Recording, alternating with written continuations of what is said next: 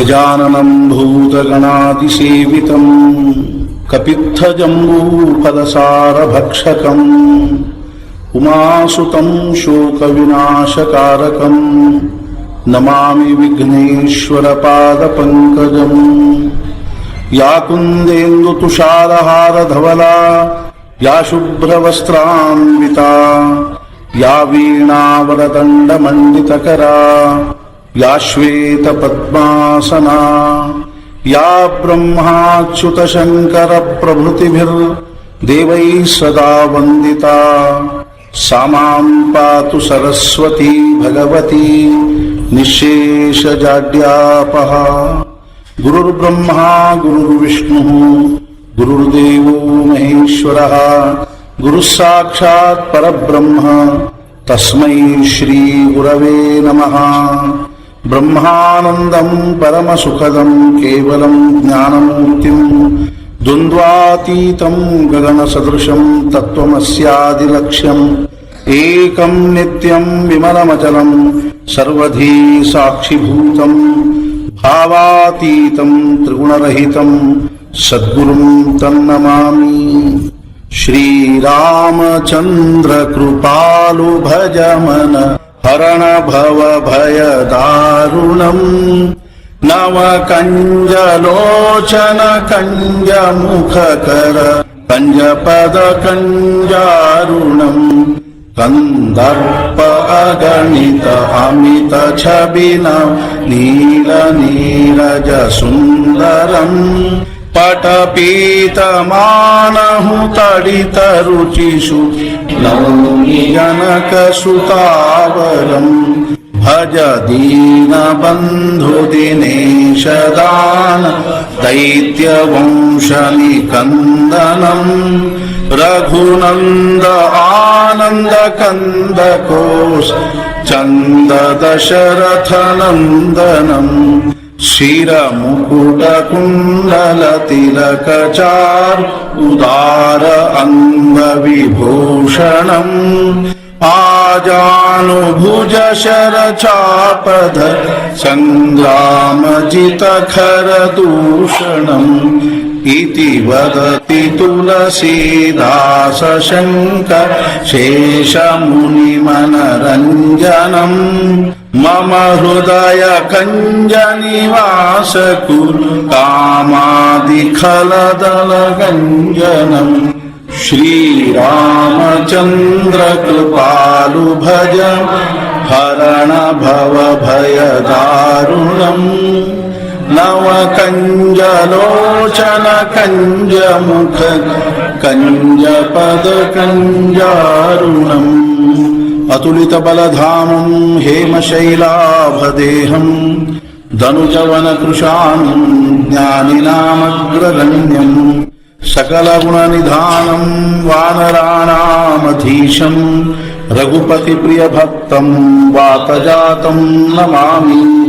ವಿದೇಹಾಪರಿಚಾಲವೋನಿ ಪ್ರಪಂಚ ಮುಮುಕ್ಷು ಜನಾಲಾಗಿ ಅಧ್ಯಾತ್ಮ ಚರ್ಚಾ ಕರೋನಿ ಬಹುಲೋಕ ಜೇಮೇಣ ಭೀತಿ ನಮಸ್ಕಾರ ತ್ಯಾ ಬ್ರಹ್ಮ ಚೈತನ್ಯ ಮುಕ್ತಿ ಸದ್ಗುರುನಾಥ ಮಹಾರಾಜ್ ಕಿ ಜೈ. ಜೈ ಜೈ ರಘುವೀರ ಸಮರ್ಥ. ಕೈಲಾಸ ಪರ್ವತದಲ್ಲಿ ಪಾರ್ವತಿ ಶಾಂತ ಚಿತ್ತಳಾಗಿ ಪರಮೇಶ್ವರ ಹೇಳ್ತಕ್ಕಂಥ ಕಥೆಯನ್ನು ಶ್ರವಣ ಮಾಡ್ತಾ ಇದ್ದಾರೆ. ಯಾಜ್ಞವಲ್ಕ್ಯರು ಹೇಳ್ತಕ್ಕಂಥದ್ದನ್ನು ಭರದ್ವಾಜರು ಪ್ರಯಾಗದ ಕ್ಷೇತ್ರದಲ್ಲಿ ಶ್ರವಣ ಮಾಡ್ತಾ ಇದ್ದಾರೆ. ತುಳಸಿದಾಸರು ಕಾಶಿಯಲ್ಲಿ ಕೂತುಕೊಂಡು ಆ ದಿವ್ಯವಾಗಿರ್ತಕ್ಕಂಥ ರಾಮಾಯಣವನ್ನ ಹೇಳ್ತಾ ಇದ್ದಾರೆ. ಭಕ್ತರು ಶ್ರವಣ ಮಾಡ್ತಾ ಇದ್ದಾರೆ. ರಾಮಾಯಣ ಅನ್ನುವಂಥದ್ದು ನಮ್ಮ ಭಾರತದ ಸಂಸ್ಕೃತಿಯಲ್ಲಿ ದಿವ್ಯವಾಗಿರ್ತಕ್ಕಂಥ ಒಂದು ಅಧ್ಯಾತ್ಮವನ್ನು ಹೇಳೋ ಅಲೌಕಿಕವಾಗಿರುವ ಚರಿತ್ರೆ. ಇದರೊಳಗಿನ ಪ್ರತಿಯೊಂದು ಪಾತ್ರದಲ್ಲಿಯೂ ಸಹಿತ ಏನಿದೆ ಅಂತಂದ್ರೆ ಅಲೌಕಿಕ ಭಾವ ಅನ್ನುವಂಥದ್ದು. ಒಂದೊಂದು ಪಾತ್ರಗಳು ಎಷ್ಟು ಉದಾತ್ತವಾಗಿರ್ತಕ್ಕಂಥವುಗಳವ ಅಂತಂದ್ರೆ ಆ ಪಾತ್ರಗಳಲ್ಲಿ ಒಂದು ಅಂಶದಷ್ಟಾದರೂ ನಮ್ಮ ಜೀವನದಲ್ಲಿ ನಮಗೆ ಅಳವಡಿಸಿಕೊಳ್ಳಿಕ್ಕೆ ಶಕ್ಯವಾದರೆ ನಮ್ಮ ಜೀವನ ಧನ್ಯ ಆಗ್ತದೆ. ಅಂಥ ಒಂದು ದಿವ್ಯವಾಗಿರ್ತಕ್ಕಂಥ ಚರಿತ್ರೆ ಶ್ರೀರಾಮಚಂದ್ರನ ಈ ಒಂದು ಲೀಲೆ ಅನ್ನುವಂಥ ಶಿವ ಪಾರ್ವತಿ ಹೇಳ್ತಾ ಇದ್ದಾನ, ಹೇ ಪಾರ್ವತಿ, ದೀರ್ಘಕಾಲದವರೆಗೂ ರಾಜ್ಯವನ್ನು ಆಳ್ತಕ್ಕಂಥ ಅಷ್ಟೈಶ್ವರ್ಯವನ್ನು ಅನುಭವಿಸ್ತಕ್ಕಂಥ ದಶರಥ ರಾಜನಿಗೆ ಸಮಾಧಾನ ಇಲ್ಲ. ಯಾಕೆ ಸಮಾಧಾನ ಇಲ್ಲ ಅಂತಂದ್ರೆ ಅವನ ಅಂತಃಕರಣದಲ್ಲಿ ಒಂದು ಉತ್ಕಟವಾಗಿರ್ತಕ್ಕಂಥ ಭಾವ ಇದೆ. ಏನ್ ಭಾವ ಇದೆ ಅಂತಂದ್ರೆ ಹಿಂದಿನ ಜನ್ಮದಲ್ಲಿ ಮಾಡಿರ್ತಕ್ಕಂಥ ತಪಶ್ಚರ್ಯದ ಒಂದು ಉತ್ಕಟವಾಗಿರ್ತಕ್ಕಂಥ ಭಾವ ಇದೆ. ತಾನು ಪರಮಾತ್ಮನ ದಿವ್ಯವಾಗಿರ್ತಕ್ಕಂತಹ ಸಣ್ಣ ಭಾವವನ್ನ ನೋಡಬೇಕು, ಅವನನ್ನ ಮುದ್ದಾಡಿಸಬೇಕು, ಅವನ ನೀರುಗಳನ್ನು ತಾನು ಅವಲೋಕನ ಮಾಡಬೇಕು ಅನ್ನುವಂತಹ ಭಾವ. ಕೇವಲ ಸಂತಾನಾಪೇಕ್ಷೆ ಅನ್ನುವಂತಹ ದಶರಥನ ಉದ್ದೇಶ ಆಗಿರಲಿಲ್ಲ. ದಶರಥ ಭಗವಂತನನ್ನ ಲಾಲಿಸಬೇಕು ಅನ್ನುವಂತಹ ಭಾವವುಳ್ಳಂಥ, ಆದ್ದರಿಂದ ಅವನಿಗೆ ದಿವ್ಯವಾಗಿರ್ತಕ್ಕಂತಹ ಭಾವದಲ್ಲಿನೇ ಆ ಪರಮಾತ್ಮನ ಪ್ರಸಾದ ರೂಪದಲ್ಲಿ ಪುತ್ರ ಅನ್ನುವಂತಹದ್ದು ಪ್ರಾಪ್ತ ಆಗಬೇಕಾಗಿದೆ. ವಸಿಷ್ಠರು ಮಹಾಜ್ಞಾನಿಗಳಾಗಿರ್ತಕ್ಕಂಥವ್ರು, ಅವ್ರಿಗೆ ಗೊತ್ತಿತ್ತು. ಒಂದ್ ಕಡೆಗೆ ಶಾಸ್ತ್ರದಲ್ಲಿ ಏನ್ ಹೇಳಿದ್ದಾರೆ ಅಂತಂದ್ರ ಪೌರೋಹಿತ್ಯ ಅನ್ನುವಂತಹದ್ದು ನಿಂದನೀಯವಾಗಿರ್ತಕ್ಕಂಥದ್ದು ಅಂತ ಹೇಳಿದ್ದಾರೆ. ಶಂಕರಾಚಾರ್ಯರು ಒಂದು ಕಡೆಗೆ ಬರೀತಾರೆ ಶ್ಲೋಕದಲ್ಲಿ, ಪೌರೋಹಿತ್ಯ ಏನದ ಅಂತಂದ್ರ ಗೌರವಾನ್ವಿತವಾಗಿರ್ತಕ್ಕಂಥದ್ದು ಅಲ್ರಿ ಅದು. ಅಂದ್ರೆ ಈ ಪುರೋಹಿತ್ಕಿ ಮಾಡೋದೇನದನು ಇದೇನು ಬಹಳ ದೊಡ್ಡ ಉತ್ತಮವಾಗಿರ್ತಕ್ಕಂಥದ್ದಲ್ಲ, ನಿಂದ್ಯವಾಗಿರ್ತಕ್ಕಂಥದ್ದು ಅಂತ ಬರೀತಾರೆ. ಕೆಲವು ವಿಚಾರಗಳು ನಿಂದ್ಯವಾಗಿರ್ತಕ್ಕಂಥವುಗಳನ್ನು ತಿಳ್ಕೊಂಡು ಬರೀತಾರೆ ಶಾಸ್ತ್ರ. ಅದರಲ್ಲಿ ಮೊದಲನೇದ ಪೌರೋಹಿತ್ಯ ಅಂತ ಬರೀತಾರೆ. ಪೌರೋಹಿತ್ಯಂ ರಜನಿ ಚರಿತಂ ಗ್ರಾಮಣೀತ್ವಂ ನಿಯೋಗೋ ಮಾಠಾಪತ್ಯಂ ಶರತವಚನಂ ಸಾಕ್ಷಿವಾದ ಪರಾನ್ನಂ ಬ್ರಹ್ಮದ್ವೇಷ ಖಲಜನರತಿ ಪ್ರಾಣಿನಾ ನಿರ್ದಯತ್ವಂ ಮಾ ಭೂದೇವಂ ಮಮ ಪಶುಪತೆ ಜನ್ಮ ಜನ್ಮಾಂತರೇಶು. ಜನ್ಮಗಳಲ್ಲಿ ಇಟ್ಟು ಕೊಡಬೇಡ. ಆಚಾರ್ಯರು ಒಂದು ಕಡೆಗೆ ಬರೀತಾರೆ ಏನು ಅಂತಂದ್ರೆ ಪೌರೋಹಿತ್ಯಂ, ಪೌರೋಹಿತ್ಯ ಬ್ಯಾಗ್ ನನಗೆ ಅಂತಾರೆ. ನಮ್ಮ ಅನಿಸ್ತದೆ ಎಷ್ಟು ಸರಳದಲ್ಲಿ ಒಂದ್ ಸತ್ಯ ಪೂಜೆ ಮಾಡಿ ಸಿಗ್ತದ, 10 ರೂಪಾಯಿ ಸಿಗ್ತದ ಅಂತ. ಒಂದು ಉದಾಹರಣೆ ಹೇಳ್ತೀನಿ ನೋಡ್ರಿ. ಹೆಂಗ ನಾವು ನರ್ಮದಾ ಪ್ರದಕ್ಷಿಣೆ ಮಾಡ್ತಾ ಇದ್ವಿ 74ನೇ ಇಸ್ವಿಯಲ್ಲಿ. ನನ್ನ ಜೊತೆ ಇನ್ನೊಬ್ರಿದ್ರು ಧನಾಗರೆ ಅಂತ ಹೇಳ್ಕೊಂಡು ಅವ್ರು ಬಂದಿದ್ರು. ಇಲ್ಲೇ ಒಂದು 6-8 ತಿಂಗಳು 4-5 ತಿಂಗಳು ಎಂದು ಬಂದಿದ್ರು.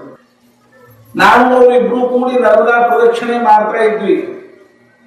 ಅರ್ಥಾತ್ ಮುಂಚೆ ನಾವು ಒಬ್ಬನೇ ಇದ್ದೆ, ನೇಮಾವರದಿಂದ ಅವ್ರು ನಮ್ಮ ಜೊತೆಗೆ ಬಂದು ಅಮರಕಂಠ ತನಕ ನರ್ಮದಾ ನದಿಗೇನೆ ಪ್ರದಕ್ಷಿಣೆ ಹಾಕುವ ಪದ್ಧತಿ ಅದ. ನಮ್ಗೊಂದು ಗುಡಿಗೆ ಹಾಕಲಿಕ್ಕೆ ಬ್ಯಾಸರ ಬರ್ತದೆ. ಏನ್ ಬಿಡಪ್ಪ ಏನು ಸುತ್ತ ಮುಂದೆ ನಮಸ್ಕಾರ ಮಾಡಿ ಹೊರಡು. ಹಾಗ ನರ್ಮದಾ ನದಿಗೆ ಇವತ್ತೊಬ್ರು ಮುದುಕರು ಬಂದಿದ್ರು ಕೊಲ್ಹಾಪುರದಿಂದ, 84 ವರ್ಷ ಅಂತ. ಇವತ್ತ ಬಂದಿದ್ರು, ಹೋದ್ರು.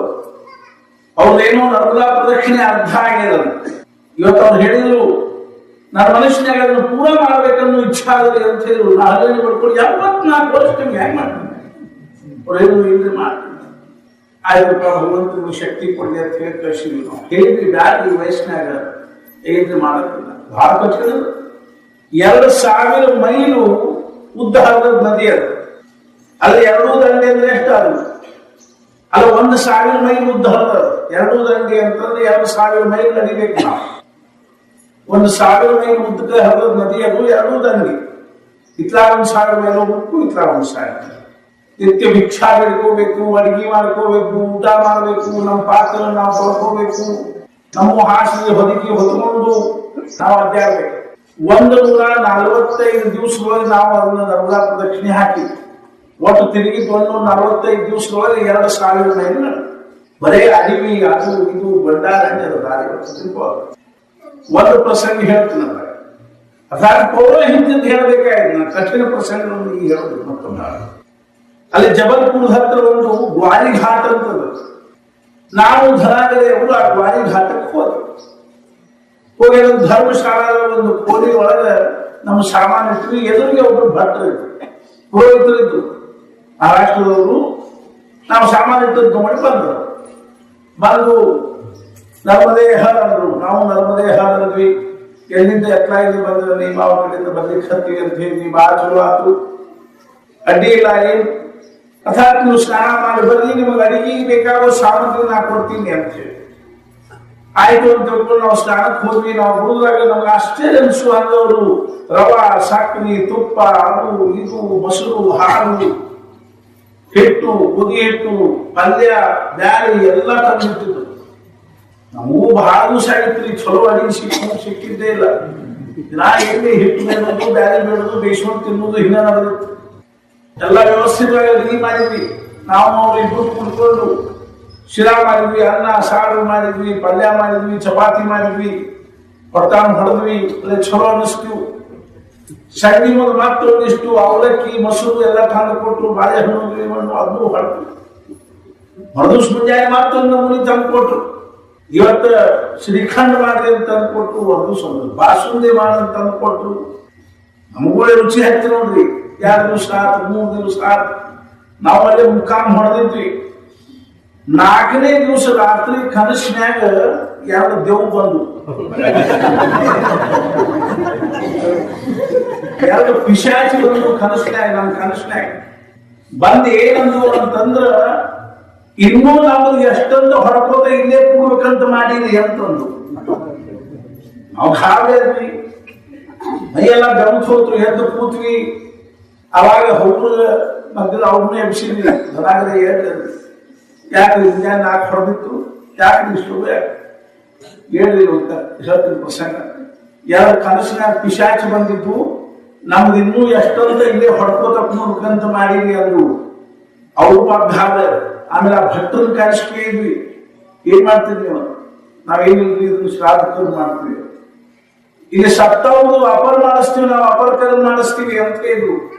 ಅಲ್ಲೇ ಮುಂದಕ್ಕೆ ಅಂತ ಪೌರೋಹಿತ್ಯಂ ಹಿಂಗ ಅನಿಸ್ತದ. ನಮಗೆ ಏನು ಅಂತಂದ್ರೆ ನಾವು ಪುರೋಹಿತ್ಯ ಮಾಡಿಕೊಂಡು ಬಂದ್ವಿ, ಆರಾಮ್ ಹೊಡೆದ್ವಿ ಅಂತ ಅಲ್ರಿ. ಅದು ಶಾಸ್ತ್ರದೊಳಗೆ ಏನ್ ಹೇಳ್ಯಾರ ಅಂತ ತಿಳ್ಕೊಂಡು ಕೇಳಿದ್ರೆ, ಸತ್ತವ್ರು ಅಂತಹದ್ದೆಲ್ಲ ಮಾಡಿಸಿದ್ರೆ ಅವಕ್ಕೆ ಸರಿಯಾದ ಪ್ರಾಯಶ್ಚಿತ್ತ ನಾವು ಮಾಡಿಕೊಳ್ಳದೆ ಇದ್ರ, ಅದಕ್ಕೆ ಶಾಸ್ತ್ರದೊಳಗೆ ಏನ್ ಪ್ರಾಯಶ್ಚಿತ್ತ ಮಾಡಿಕೊಳ್ಳಿ ಹೇಳ್ಯಾರ ಮಾಡಿಕೊಳ್ಳದೆ ಇದ್ರ ಅವು ಸತ್ತದ್ದು ಎಲ್ಲ ದೆವ್ವಾಗಿ ನಮ್ಮನ್ನು ಗಂಟ್ಕೊಳ್ತಾವ.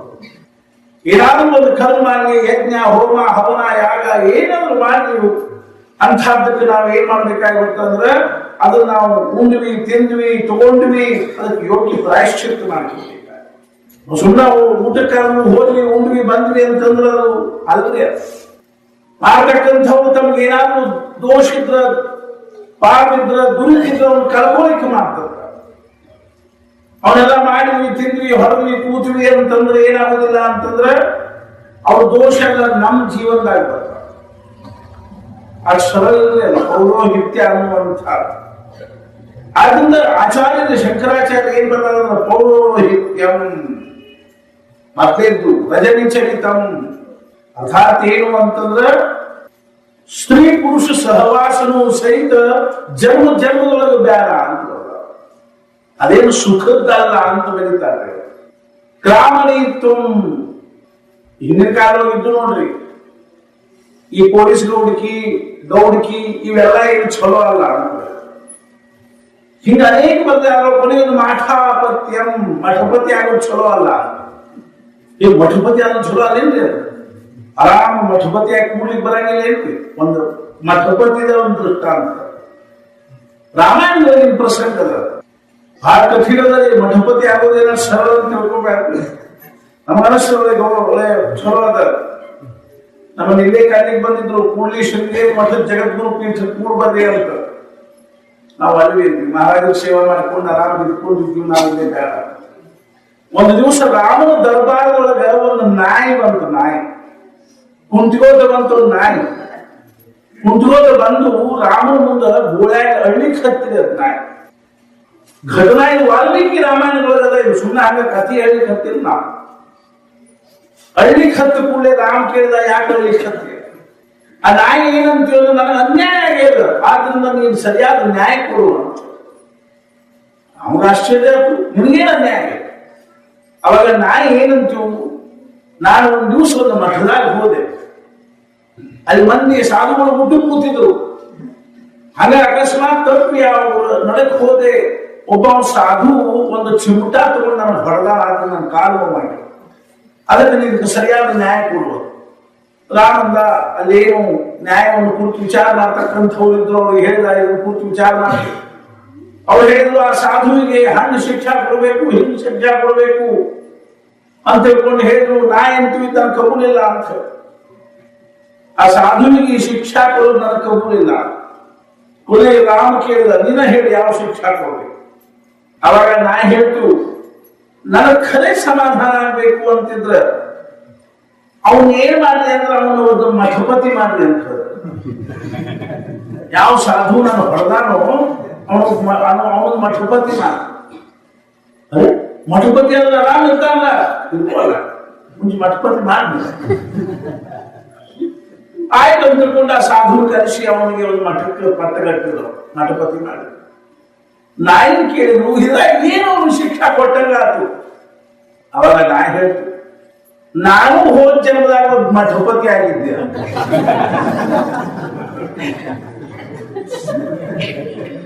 ಒಂದು ಉದಾಹರಣೆ ಹೇಳ್ತಿದ್ದೆ. ಶೃಂಗೇರಿ ಮಠದ ಶಂಕರಾಚಾರ್ಯರು ಈ ಸದ್ಯ ಏನಿದ್ದಾರೋ ಇವರು ಗುರುಗಳು ಚಂದ್ರಶೇಖರ ಭಾರತಿ ಮಹಾಸ್ವಾಮಿಗಳು ಅಂತ. ಅವ್ರ ತಂದೆ ತಾಯಿ ಮಠದೊಳಗೆ ಸೇವಾ ಮಾಡಿಕೊಂಡಿದ್ರು, ಶೃಂಗೇರಿ ಮಠದೊಳಗೆ ಸೇವಾ ಮಾಡಿಕೊಂಡಿದ್ರು. ಆವಾಗ ಅವರಿಗೆ 7 ಜನ ಮಕ್ಕಳಾದರೂ ಸತ್ತರು. ಇವ್ರು 8ನೇದವ್ರು ಹುಟ್ಟಿದ್ರು. ಇವ್ರಿಗೆ ಚಂದ್ರಶೇಖರ್ ಅಂತ ಹೆಸರು. ಅವಾಗ ನರಸಿಂಹ ಭಾರತಿ ಮಹಾಸ್ವಾಮಿಗಳು ಅಂತ ತಿಳ್ಕೊಂಡಿದ್ರು ಶೃಂಗೇರಿ ಪೀಠದ ಮೇಲೆ. ಅವಾಗ ಅವ್ರ ಅಪ್ಪನ ಸೇವಾ ಮಾಡಿಕೊಂಡಿದ್ರು, ಅವ್ರ ಮನೆಯಾಗ ಇರ್ತಿದ್ರು, ಬಹಳ ಬಡತನ ಇತ್ತು. ಅವಾಗ ಹೋಗಿ ನಮಸ್ಕಾರ ಮಾಡಿದ್ರು ಅವ್ವ ಅಪ್ಪ. 7 ಮಕ್ಕಳು ಸತ್ತು, 8ನೇದು ಹುಟ್ಟಿದ್ರು. ಮುಂದೆ ಹೇಗೆ? ಅವಾಗ ನರಸಿಂಹ ಭಾರತಿ ಸ್ವಾಮಿಗಳು ಏನಂದ್ರು ಅಂದ್ರ, ಇದನ್ನ ನೀವು ಮಠಕ್ಕೆ ಕೊಡ್ತೀವಿ ಅಂತಂದ್ರೆ ಈ ಹುಡುಗ ಬದುಕ್ತಾನ. ಆಯ್ತು ಕೊಡ್ತೀವಿ. ಮಠಕ್ಕೆ ಕೊಟ್ಟರು, ಮುಂಜೂರಿ ಮಾಡಿದ್ರು, ಮಠಕ್ಕೆ ಕೊಟ್ಟರು. ಅವ್ರನ್ನ ಚಂದ್ರಶೇಖರ್ ಅಂತ ತಿಳ್ಕೊಂಡು ಬೆಂಗಳೂರೊಳಗ ಸಂಸ್ಕೃತ ಪಾಠಶಾಲೆದಲ್ಲಿ ಕರೀಲಿಕ್ಕೆ 15 ವರ್ಷದವರಿದ್ದಾಗ ನರಸಿಂಹ ಭಾರತಿ ಸ್ವಾಮಿಗಳು ದೇವರು. ಅವಾಗ ಅವ್ರನ್ನ ಕರ್ಕೊಂಡು ಬಂದು ಪೀಠಕ್ಕೆ ಕೂರಿಸಿದ್ರು. ತಂದೆ ತಾಯಿ ಇದ್ರು. ಅವಾಗ ಸ್ವಾಮಿಗಳು ಒಂದು ವ್ಯವಸ್ಥೆ ಏನ್ ಮಾಡಿದ್ರು ಅಂತಂದ್ರೆ, ತಂದೆ ತಾಯಿಗಳಿಗೆ ಅವ್ರನ್ನ ಭೇಟಿ ಆಗಬೇಕಾಗಿದ್ರು ಮಠದಾಗ ಒಂದು ಕೋಲಿ ಮಾಡಿದ್ರು. ಆ ಕೋಲ್ಯಾಗ ಅವ್ರು ಬಂದು ಕೂಡಬೇಕು. ಅವಾಗ ಸೇವಕರು ಹೋಗಿ ಅವ್ರಿಗೆ ಹೇಳ್ಬೇಕು, ಹಿಂಗ ನಿಮ್ಮ ಅಮ್ಮ ಬಂದಾರ, ನಿಮ್ಮ ಅಪ್ಪ ಬಂದಾರ.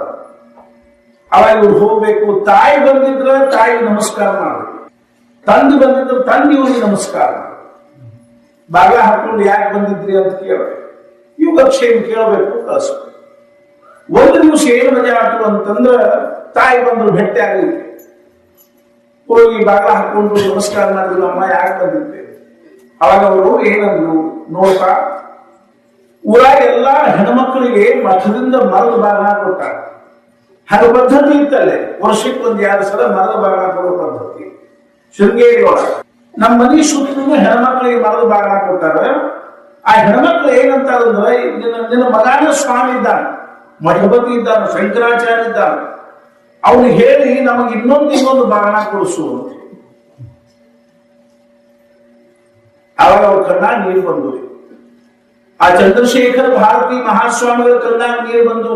ಅವಾಗ ಇನ್ನೂ ಅವ್ರು 18-19 ವರ್ಷದವ್ರು. ಅವಾಗ ಅವ್ರಂದ್ರು, ಅಮ್ಮ 7 ಮಕ್ಕಳು ಸತ್ತು ನಿನ್ನ ಹೊಟ್ಟಿಲೆ ಹುಟ್ಟಿರ್ತಕ್ಕಂಥವ್ರು, ನಾನು 8ನೇದವನು ಹುಟ್ಟಿದೆ. ಆದರೂ ಸಹಿತ ನೀವು ನನ್ನನ್ನು ತ್ಯಾಗ ಮಾಡಿ ಮಠಕ್ಕೆ ಕೊಟ್ಟು ಬಿಟ್ಟು, ನಿಮ್ಮ ಈ ತ್ಯಾಗಕ್ಕೆ ಮೆಚ್ಚಿ ಕೈಲಾಸಪತಿಯಾಗಿರ್ತಕ್ಕಂಥ ಚಂದ್ರಮೌಳೀಶ್ವರ ನಿಮಗ ಮೋಕ್ಷವನ್ನು ಕೊಡಬೇಕು ಅಂತ ಕೈ ಮುಂದೆ ಮಾಡಿಕೊಂಡು ನಿಂತಿದ್ದಾರೆ. ಅಂಥ ಒಂದು ನೀವು ಅದನ್ನ ಬಿಟ್ಟು ಈ ಪ್ರಪಂಚದ ವಿಷಯಗಳಿಗಾಗಿ ನೀವು ಅಪೇಕ್ಷಾ ಪಟ್ಟು ಮರದ ಬಾಗಿನ ಕೊಡ್ರಿ ಅಂತ ತಿಳ್ಕೊಂಡು ಕೇಳಿದ್ರೆ, ಇವತ್ತು ನಾ ಏನೋ ಒಂದು ಮರದ ಬಾಗಿನ ಕೊಡಿಸಿಬಿಡ್ಬಹುದು. ಖರೆ ಹೆಂಗಿರ್ತದ ಅಂತ ತಿಳ್ಕೊಂಡು ಕೇಳಿದ್ರೆ, ಈ ಮಠದ ಸ್ವತ್ತು ಅಂದ್ರೆ ಬೆಂಕಿ ಇದ್ದಂಗೆ. ನಾವು ತಿಳ್ಕೊಂಡ್ರೆ ಸರಳ ಇಲ್ರಿ. ಯಾವುದೇ ಒಂದು ಮಠ ಇರ್ಕೋಬರ್ತಕ್ಕ ಮಠದ ಸ್ವತ್ತು ಅಂತ ಅನ್ನೋದು ಹೆಂಗಿರ್ತದಂದ್ರೆ ಬೆಂಕಿ ಇದ್ದಂಗೆ ಇರ್ತದೆ. ಒಂದು ತುತ್ತು ನಾವು ಉಂಡ್ವಿ ಅಂದ್ರೆ ಅದ್ರದ್ದು ಏನಾದ್ರೂ ನಾವು ಋಣ ತೀರಿಸಿದ್ರೆ ಮಾತ್ರ ನಮಗೆ ಹಿತ ಆಗ್ತದೆ. ಹೊತ್ತು ಆರಾಮ್ ಹೊಡೆದ್ವಿ ಕೂತ್ವಿ ಅಂತಂದ್ರೆ ಅದ್ರದ್ದು ನಮಗೆ ಹಿತ ಆಗ್ಲಿಕ್ಕೆ ಶಕ್ತಿ. ಆದ್ರಿಂದ ಮೋಕ್ಷವನ್ನು ಕೊಡಬೇಕು ಅಂತ ಕೈ ಮುಂದೆ ಮಾಡಿಕೊಂಡು ನಿಂತಿರೋ ವಿಶ್ವನಾಥ ಚಂದ್ರಮೌಳೀಶ್ವರ ನಿಮಗೆ ಮೋಕ್ಷ ಕೊಡಲಿಕ್ಕೆ ಕೈ ಮುಂದೆ ಮಾಡ್ಕೊಂಡಿದ್ದ. ಅಂಥದ್ದು ನೀವು ಈ ಪ್ರಪಂಚದ ವಿಷಯಗಳನ್ನ, ಮಠದ ವಸ್ತುಗಳನ್ನ ಅಪೇಕ್ಷೆ ಮಾಡಿ ಮೋಕ್ಷ ಕಳ್ಕೋಬೇಡ. ಅದನ್ನ ನಿಮ್ಗೆ ಏನೂ ಕೊಡ್ಲಿಕ್ಕಾಗಂಗಿಲ್ಲ, ನೀವು ಹೋಗ್ಬೋದು ಅಂತ. ಅಭಯ ಚಂದ್ರಶೇಖರ ಭಾರತಿ ಮಹಾಸ್ವಾಮಿಗಳು ಅಲ್ಲೊಬ್ರು ಶಿತಿಕಂಠ ಶಾಸ್ತ್ರದಲ್ಲಿ ತಿಳ್ಕೊಂಡು ಸರ್ವಾಧಿಕಾರಿ ಇದ್ರು. ಅವರು ಒಂದು ದಿವಸ ಮರು ಹೊತ್ತಿನೊಳಗ ಅಲ್ಲೊಂದು ಯಾರು ಮನಿ ಬಿದ್ದಿದ್ದು. ಆ ಶಿತಿಕಂಠ ಶಾಸ್ತ್ರಿಗಳು ಏನಾಗ್ತಿದ್ರು ಅಂದ್ರೆ ಸರ್ವಾಧಿಕಾರಿ ಇದ್ರು, ದುಡ್ಡು ಭಾಳ ತಿಂತಿದ್ದರೆ ಅವ್ರು ಮಠದ್ದು. ಅವರು ಹಿಂಗಿಬ್ರು ಕೂಡ ಸ್ವಾಮಿಗಳು ಅವರು ಕೂಡ ಬರ್ಲಿಕ್ಕೆ ಹತ್ತಾರ. ನಾವು ಮಠದಾಗ ಸಾಕಷ್ಟು ದಿವಸ ಇದ್ವಿ. ಕೂಡಲೇ ಮಠದಾಗ ನಾನು ಸರ್ವಾಧಿಕಾರಿ ಆಗಿದ್ದೆ. ನಾನು ಸರ್ವಾಧಿಕಾರಿ ಆಗೋಕ್ಕಿಂತ ಮುಂಚೆ ನಾನು ಬಟ್ಟೆ ಏನದ ಒಂದ್ ಕಡೆ ಕಪಾಟ್ನಾಗ ಇಟ್ಟಿದ್ದೆ. ಸರ್ವಾಧಿಕಾರಿ ಎಂತ ಬಟ್ಟೆ ಉಟ್ಕೋಬೇಕು ಅಂತ ಬಟ್ಟೆ ಉಟ್ಕೋತಿದ್ದೆ. ಎಂದು ನಾನು ಬಿಟ್ಟು ಬಂದು ಆ ಬಟ್ಟೆ ಆಗಿಟ್ಟೆ, ನಾನು ಬಟ್ಟೆ ಹಾಕೊಂಡು ಬಂದೆ. ಒಳ್ಳೆ ಚಲೋ ಚಲೋ ಬಟ್ಟೆ ಹಾಕೋಬೇಕು ಅಂತ ಇರ್ತಾರೆ. ಸರ್ವಾಧಿಕಾರಿಗಳಿಗೆ ಸ್ವಾಮಿಗಳು ಏನ್ ಹೇಳಿದ್ರು ಅಂದ್ರೆ, ಶಿತಿಕಂಠ ಶಾಸ್ತ್ರಿಗಳೇ, ಅಲ್ಲಿ ಯಾರು ಮನಿ ಬಿದ್ದವಲ್ಲ ಅವು ಯಾರು ಗೊತ್ತದೇ ನಿಮಗ ಇಲ್ಲ, ಅವು ಹೋದ ಜನ್ಮವಾಗಿನ ಸರ್ವಾಧಿಕಾರಿಗಳ ಮನೆಗಳು. ಮತ್ತೆ ಎರಡು ಕತ್ತಿ ನಿಂತವ ನೋಡಿ, ಅವು ಯಾರು ಗೊತ್ತದೇ ಇಲ್ಲ, ಅವು ಹೋದ ಜನ್ಮವಾಗಿನ ಸರ್ವಾಧಿಕಾರಿಗಳು. ಸರ್ವಾಧಿಕಾರಿಗಳು ಸತ್ರು ಖಾತೆ ಆಗ್ತಾರಂತ, ಮಠಪತಿಗಳ ಬರೇ ತಿಂದುಕೊಂಡಿದ್ದು ಸತ್ರು ನ್ಯಾಯ. ಅದು ಸರಳ ಇಲ್ರಿ. ಆದ್ರಿಂದ ಮಾಠಾಪತ್ಯಂ, ಈ ಪ್ರಪಂಚದೊಳಗೆ ಪ್ರತಿಯೊಂದು ಹಂಗಾದ ನಾವು ತಿಳ್ಕೊಂಡ ಸರಳ. ಪರಿಶ್ರಮ ಇಲ್ಲ ಯಾವ ಪ್ರಾಪ್ತ ಆಗ್ತದೋ ಅದ್ರ ಹಿಂದೆ ಏನೋ ಒಂದು ಗೂಢವಾಗಿರ್ತಕ್ಕಂಥದ್ದದ ಅಂತ ತಿಳ್ಕೊಬೇಕು. ನಾಳೆ ಲಾಟ್ರಿ ಟಿಕೆಟ್ ತಗೋಬಾರ್ದು ಅಂತ. ಈ ನೋಡಿ, ಲಾಟ್ರಿ ಟಿಕೆಟ್ ತಗೊಳ್ಳೋ ಹವ್ಯಾಸ ಎಷ್ಟಿರ್ತದೆ ಜನರಿಗೆ. ಯಾಕೆ ತಗೋಬಾರ್ದು ಅಂತ ತಿಳ್ಕೊಂಡು ಕೇಳಿದ್ರೆ, ಈಗ ನಮ್ಗೆ ₹1 ಕೊಟ್ಟು ನಾವು ಲಾಟ್ರಿ ಟಿಕೆಟ್ ತಗೊಂಡಿವಿ, ₹1,00,000 ಹತ್ತೀವಿ ಅಂತ ತಿಳ್ಕೊಂಡು, ಅದೇನು ಖರೆ ನಮ್ದು ಎಷ್ಟಿರ್ತದ ಅಂತಂದ್ರೆ ₹1. ಉಳಿದ $99,999 ಬೇರೆದವರು ಇರ್ತಾವ. ಅವು ಎಷ್ಟು ಮಂದಿ ಇರ್ತಾವೋ ಅಷ್ಟು ವಾಸನ ನಮ್ಮ ಕಡೆ ಹರಿದು ಬರ್ತಾವ. ಆ ವಾಸನ ಏನ್ ಮಾಡ್ತಾವ ಅಂದ್ರೆ, ನಾವು ಆ ರೊಕ್ಕ ನಮ್ಮ ಹತ್ರ ತನಕ ನಮ್ಗೆ ಸಮಾಧಾನದೇ ಇರ್ಬೋದು. ಆ ರೊಕ್ಕ ಖಾಲಿ ಆದಾಗ ಮನಸ್ಸು ಆಹಾ ಆರಾಮ ಇರ್ಬೋದ್ರೆ. ನಾ ಯಾಕೆ ಹೇಳಿಕ್ ಹತ್ತೀನಿ ಅಂತ ತಿಳ್ಕೊಂಡು ಕೇಳಿದ್ರೆ, ವಸಿಷ್ಠರು ಪುರೋಹಿತರಾಗಿದ್ರು. ಎದ್ದು ಅಂದ್ರೆ ರಘುಕುಲದ ಪುರೋಹಿತರಾಗಿದ್ರು, ರಘುವಂಶದ ಪುರೋಹಿತರಾಗಿದ್ರು. ವಸಿಷ್ಠರನ್ನು ಕೇಳಿದ್ರು, ಅಲ್ಲ ಪೌರೋಹಿತ್ಯಷ್ಟು ನಿಂದನೀಯವಾಗಿರ್ತಕ್ಕಂಥದ್ದು ಅಂತ ತಿಳ್ಕೊಂಡು ಶಾಸ್ತ್ರದಲ್ಲಿ ಹೇಳಿಲ್ಲ, ನೀವ್ ಯಾಕೆ ಪುರೋಹಿತರಾಗ್ಲಿ? ಅವಾಗ ವಸಿಷ್ಠ ಹೇಳಿದ್ರು, ಒಂದೇ ಒಂದು ಕಾರಣಕ್ಕಾಗಿ ನಾನು ಈ ರಘುವಂಶದ ಪೌರೋಹಿತ್ಯವನ್ನು ಸ್ವೀಕಾರ ಮಾಡಿ. ಯಾಕಂದ್ರೆ ಈ ರಘುವಂಶದಲ್ಲಿ ಭಗವಂತ ಅವತಾರ ಮಾಡಿ ಬರ್ತಾನ. ವಸಿಷ್ಠ ಮಹಾಜ್ಞಾನಿಗಳು, ಅವ್ರಿಗೆ ಮುಂಚೆ ಗೊತ್ತಿತ್ತು ಶ್ರೀರಾಮಚಂದ್ರನ ಅವತಾರ ಆಗುವಂತಹದ್ದು ಅನ್ನುವಂತಹದ್ದು ಮುಂಚೆ ಗೊತ್ತಿತ್ತು. ಆದ್ರಿಂದ ದಶರಥ ರಾಜನ ಮನುಷ್ಯನ ನನ್ನ ಮಕ್ಕಳಿಲ್ಲ ಅಂತ ಅನಿಸ್ತಾ ಇದ್ರು. ಸಹಿತ ವಸಿಷ್ಠ ಮಾತ್ರ ಶಾಂತವಾಗಿ, ಪ್ರತಿಯೊಂದು घटनाಕ್ಕೆ ತನ್ನದೇ ಆಗಿರೋ ಸಮಯ ನಿಶ್ಚಿತ ಇರ್ತದೆ. समय से पहले और प्रारब्ध से अधिक किसी को कुछ नहीं मिलता है. मनुष्य मात्र ಜೀವನದಲ್ಲಿ ನಡೀತಕ್ಕಂತಹ ಪ್ರತಿಯೊಂದು ಘಟನಾದಿಂದ ಸಮಯ ನಿಶ್ಚಿತ.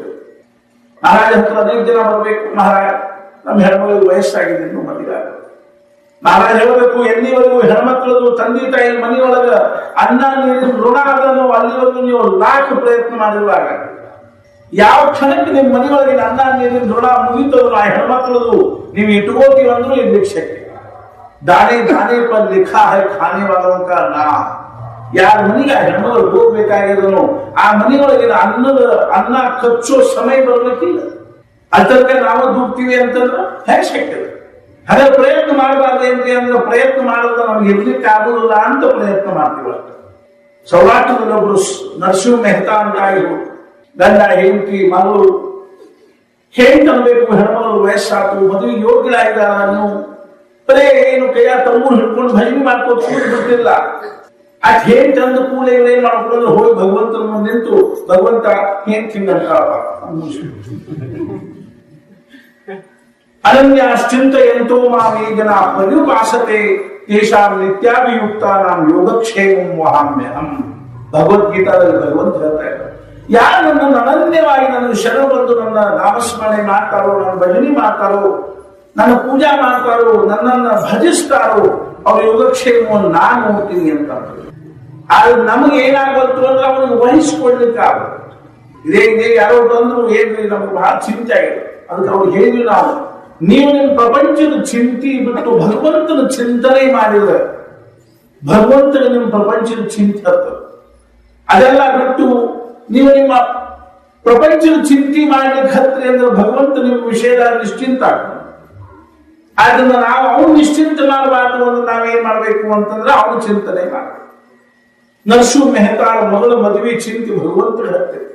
ಇವತ್ತಿಗೂ ಸಹಿತ ಸೌರಾಷ್ಟ್ರದಲ್ಲಿ ಅವರ ಮಗಳ ಮದುವೆ ಕುರಿತು ಬೀಸುಕದ ಮೇಲೆ ಬೀಸುವಾಗ ಸಹಿತ ಹೆಣ್ಮಕ್ಳು ಹಾಡ್ತಿದ್ರು, ಲಾವಣಿ ಹಾಡ್ತಿದ್ರು, ಬೀಸುಕದ ಹಾರ ಹಾಡ್ತಿದ್ರು. ಪ್ರತ್ಯಕ್ಷ ಭಗವಂತ ಬಂದು ನಿಂತು ಅವ್ರ ಮಗಳ ಮದುವೆ ಮಾಡಿದ. ಆವಾಗಿನ ಕಾಲದಲ್ಲಿ 25,000 ರೂಪಾಯಿ ಖರ್ಚು ಮಾಡಿದ ಅಂತ ಭಕ್ತರ ಜೀವನದ ಲಕ್ಷಣ ಅದ. ಆದ್ರಿಂದ ಏನಾಗಿತ್ತು ಅಂತ ತಿಳ್ಕೊಂಡು ದಶರಥ ರಾಜ ಚಿಂತಿತ್ತು, ನನಗೆ ಮಕ್ಕಳಿಲ್ಲ. ವಸಿಷ್ಠರನ್ನು ಕೇಳಿದ. ವಸಿಷ್ಠ ಹೇಳಿದ್ರು, ರಾಜ ಕಾಳಜಿ ಮಾಡ್ತಾರೆ, ಸಮಯ ಬಂದದ್ದು. ಆದ್ರಿಂದ ನೀನ್ ಏನ್ ಮಾಡುವಂದ್ರೆ ಪುತ್ರ ಕಾಮೇಷ್ಟಿ ಯಜ್ಞ ಮಾಡು ಅಂತ ತಿಳ್ಕೊಂಡು ಹೇಳಿದ್ರು. ಆ ಯಜ್ಞವನ್ನು ವಸಿಷ್ಠರಿಗೂ ಮಾಡ್ಲಿಕ್ಕೆ ಶಕ್ಯ ಇಲ್ಲ. ಆ ಯಜ್ಞವನ್ನು ಮಾಡ್ತಕ್ಕಂಥ ಅಧಿಕಾರ ಕೇವಲ ಒಬ್ಬರಿಗೆ ಮಾತ್ರ. ಯಾರಿಗೆ ಅಂತಂದ್ರೆ ಋಷ್ಯಶೃಂಗ ಅಂತಕ್ಕಂಥ ಮುನಿಗೆ ಮಾತ್ರ. ಆ ಋಷ್ಯಶೃಂಗ ತಪಶ್ಚರ್ಯ ಮಾಡ್ಕೋತ ಅರಣ್ಯದಲ್ಲಿರ್ತಕ್ಕಂಥವ್ರಾಗಿದ್ರು. ತಪಶ್ಚರ್ಯ ಮಾಡ್ತಾ ಮಾಡ್ತಾ ಮಾಡ್ತಾ ಆ ಋಷಿಗೆ ಏನಾಗಿತ್ತು ಅಂದ್ರೆ ಒಂದು ಕೋಡ್ ಬಂದಿತ್ತಂತೆ. ಅದಕ್ಕೆ ಋಷ್ಯಶೃಂಗ, ಶೃಂಗ ಅಂದ್ರೆ ಕೋಡು. ತಲೆಗೆ ಅವನು ಕೋಡು ಹುಟ್ಟಿತ್ತು. ಅಷ್ಟು ತಪಶ್ಚರ್ಯ ಹೆಣ್ಮಕ್ಳು ಮಾಲಿನ ನೋಡಿದ್ದಿಲ್ಲ ಆ ಋಷಿ. ಅವ್ರ ತಂದೆ ಅವರನ್ನ ಅಷ್ಟು ತಪಶ್ಚರ್ಯಕ್ಕೆ ತೊಡಗಿಸಿಬಿಟ್ಟಿದ್ರು. ಅಂಥ ಋಷಿಗಳನ್ನ ಕರೆದು ಅವರಿಂದ ಪುತ್ರಕಾಮೇಷ್ಟಿ ಯಜ್ಞವನ್ನು ಮಾಡಿಸಬೇಕು ಅಂತ ತಿಳ್ಕೊಂಡು ಹೇಳಿದಾಗ ದಶರಥ ರಾಜ ಅವರನ್ನು ಕರೆಸಿದ. ಕರ್ಕೊಂಡು ಬಂದು ಅವರಿಂದ ಪುತ್ರಕಾಮೇಷ್ಟಿ ಯಜ್ಞ ಮಾಡಿಸಿದ್ರು. ಆ ಯಜ್ಞದಿಂದ ಸಂತುಷ್ಟನಾಗಿರ್ತಕ್ಕಂಥ ಪರಮಾತ್ಮ ಯಜ್ಞಕುಂಡದಲ್ಲಿ ಪ್ರತ್ಯಕ್ಷನಾಗಿ ಪ್ರಸಾದವನ್ನು ಕೊಡ್ತಾ ಇದ್ದಾರೆ. ಪ್ರತ್ಯಕ್ಷ ವಿಷ್ಣುನ ಆ ಪ್ರಸಾದದ ರೂಪದಲ್ಲಿ, ಆ ತೇಜಸ್ಸಿನ ರೂಪದಲ್ಲಿ ವಿಷ್ಣು ಏನು ಮಾಡ್ತಾ ಇದ್ದಾನೆ ಅಂತಂದ್ರೆ ಭಗವನ್ ನಾರಾಯಣ ತನ್ನ ದಿವ್ಯವಾಗಿರ್ತಕ್ಕಂತಹ ಸಾಮರ್ಥ್ಯದೊಂದಿಗೆ, ಶಕ್ತಿಯೊಂದಿಗೆ ಆ ಪಾಯಸದ ರೂಪದಲ್ಲಿ ಅರ್ಥಾತ್ ದಶರಥ ರಾಜನಿಗೆ ಪ್ರಾಪ್ತ ಆಗ್ತಾ ಇದ್ದಾನೆ. ದಶರಥ ರಾಜನಿಗೆ ಬಹಳ ಸಂತೋಷ ಆಯಿತು. ಅತ್ಯಂತ ಭಕ್ತಿಭಾವದಿಂದ ಆ ಪಾಯಸವನ್ನು ತಗೊಂಡು ಮನೆಗೆ ಬಂದ. ಅಂತಃಪುರದಲ್ಲಿ ಬರ್ತಾ ಇದ್ದಾನ. 3 ಜನ ಹೆಂಡಂದ್ರು, ಮುಖ್ಯವಾಗಿ ಮನುಷ್ಯರು. ಇನ್ನೂ ಸಾವಿರಾರು ಜನ ಹೆಂಡಂದಿದ್ರು. ಅದರೊಳಗೆ ಮುಖ್ಯವಾಗಿ ಎಷ್ಟಿದ್ರು ಅಂದ್ರೆ 3 ಜನ ಇದ್ರು. ಭಾರತದಲ್ಲಿ ಒಬ್ಬನ ಸಂಪಾದಿಸಿದಾಗ ಮರಾಠಿ ಒಂದು ಸಿನಿಮಾ ಇತ್ತು, ಡೋನ್ ಬಾಯ್ಕ ಫಜೀತಿ ಆಯ್ಕ. ಇಬ್ಬರು ಹೆಂಡಂದ್ರನ್ನ ಫಜೀತಿ ಆಗಿ ಹೋಗ್ತಾರೆ. ಒಬ್ಬ ಕಳ್ಳ ಅವನ ಮನೆಯೊಳಗೆ ಕಳ್ಳತನ ಮಾಡ್ಲಿಕ್ಕೆ ಹೋಗಿದ್ದ. ಸಾಮಾನು ಸಹಿತ ಸಿಕ್ಕ. ಮೊದಲು ಕೋರ್ಟ್ ಹಾಜರು ಮಾಡಿದ. ಅವನು ಜಡ್ಜಿ ಕೇಳಿದ, ಸಾಮಾನು ಸಹಿತ ಸಿಕ್ಕಿದಿ, ಆದ್ರೆ ನಾನು ಶಿಕ್ಷಾ ಕೊಡ್ತೀನಿ. ಏನ್ ಶಿಕ್ಷಾ ಕೊಡ್ಲಿ ಅಂತ ಕೇಳಿದ. ಅವ್ ಕಳ್ಳ ಹೇಳ್ದ, ಬೇಕಾದ ಶಿಕ್ಷಾ ಕೊಡ್ಲಿ, ಅದು ಒಂದು ಕೊಡ್ಬೇಡ. ಏನು ಅದು, ಇಬ್ರು ಹೆಂಡಂದ್ರು ಗಂಡನ್ ಮಾಡ್ಬೇಡ ನನ್ನ ಅಂತ ಹೇಳಿ. ಯಾಕ ನಿನ್ನೆ ಅನುಭವ ಬಂದ ನನಗೆ ಅಂತ. ಏನಾಯ್ತು, ಯಾರ ಮನೆ ಕಳ್ಳತನ ಮಾಡ್ಲಿಕ್ಕೆ ಹೋಗಿದ್ನು, ಅವಾಗಿಬ್ರು ಹೆಂಡಂದ್ರು. ಒಬ್ಬಾಕಿ ಸಣ್ಣಾಕಿದ್ಲು, ಒಬ್ಬ ದೊಡ್ಡಾಕಿದ್ಲು. ಸಣ್ಣಾಕಿನ ಹತ್ತದ ಮೇಲೆ ಇಟ್ಟಿದ್ದ, ದೊಡ್ಡಾಕಿನ ಕೆಳಗಿಟ್ಟಿದ್ದ. ಮೆಟ್ಲ ಹತ್ತಿ ಹೋಗ್ಬೇಕಾದ್ರೆ ದೊಡ್ಡ ಕೆಳಗ್ ಕೈ ಇರ್ತಿದ್ದ, ಸಣ್ಣಾಕಿ ಮ್ಯಾಲ ಕೈ ಇರ್ತಿತ್ತು. ಬೆಳತನ ಕೈ ನೋಡಕ್ಕೆ ಜಿರೇ ಮ್ಯಾಲ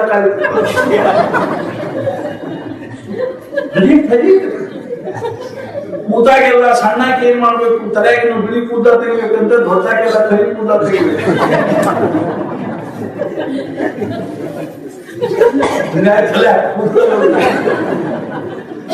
ಎಲ್ಲದಕ್ಕ ಹಿಂಗಾದ 1000 ಗಟ್ಟಲೆ ಇದ್ದು ನೋಡಿದಷ್ಟು ಹಣ್ಣ ಮೂರು ಜನ ಹೆಂಡಂದ್ರು ಕೌಸಲ್ಯ, ಸುಮಿತ್ರಾ ಮತ್ತು ಕೈಕೇಯಿ. 3 ಜನರನ್ನು ಸಂತುಷ್ಟವಾಗಿರುವುದರೊಳಗಿನ ಆಯುಷ್ಯ ಎಲ್ಲ ಕಳೆದು. ಈಗಂತೂ ಇನ್ನೂ ಕಠಿಣ ಪ್ರಸಂಗ. ಪಾಯಸವನ್ನು ಹೇಗೆ ಹಂಚುವುದು ಹೇಗೆ? ಸುಮಿತ್ರಾ ಅರ್ಥಾತ್ ಕೌಸಲ್ಯ ಹಿರೇ ಹೆಂಡತಿ, ಪಟ್ಟ ಮಹಿಷಿ ಅವಳು. ಅವರಿಗೆ ಮುಖ್ಯವಾಗಿರ್ತಕ್ಕಂತಹ ಭಾಗ ಬೇಕು ಅಂತ ತಿಳ್ಕೊಂಡು ದಶರಥ ರಾಜ ಕೌಸಲ್ಯ ಅಂತಃಪುರದೊಳಗೆ ಹೋಗಿ ಆ ಪಾಯಸದೊಳಗೆ ಅರ್ಧ ಭಾಗ ಮಾಡಿದ. ಕೌಸಲ್ಯ ಹಿಡಿದ ಕುಡಿಯಲು. ಕೌಸಲ್ಯ ಅರ್ಧ ಪಾಯಸವನ್ನು ಕುಡಿದು ಉಳಿದ ಅರ್ಧ ಪಾಯಸ ಕೈಯಾಗಿ ಹಿಡ್ಕೊಂಡು ನಿಂತಿದ್ದ. ಅಷ್ಟೊತ್ತಿಗೆ ಕೈ ಬಂತು. ಅವರನ್ನ ಅರ್ಧ ಪಾಯಸ ಕೈ ಕೊಟ್ಟು ಕುಡಿಯಂತ ಅರ್ಧ ಪಾಯಸ ಕೈ ಕುಡಿದು ಇನ್ನು ಉಳಿದೆಷ್ಟು ಅಂದ್ರೆ ಗಿರ್ಧಾ ಉಳಿದ ನೋಡಿ.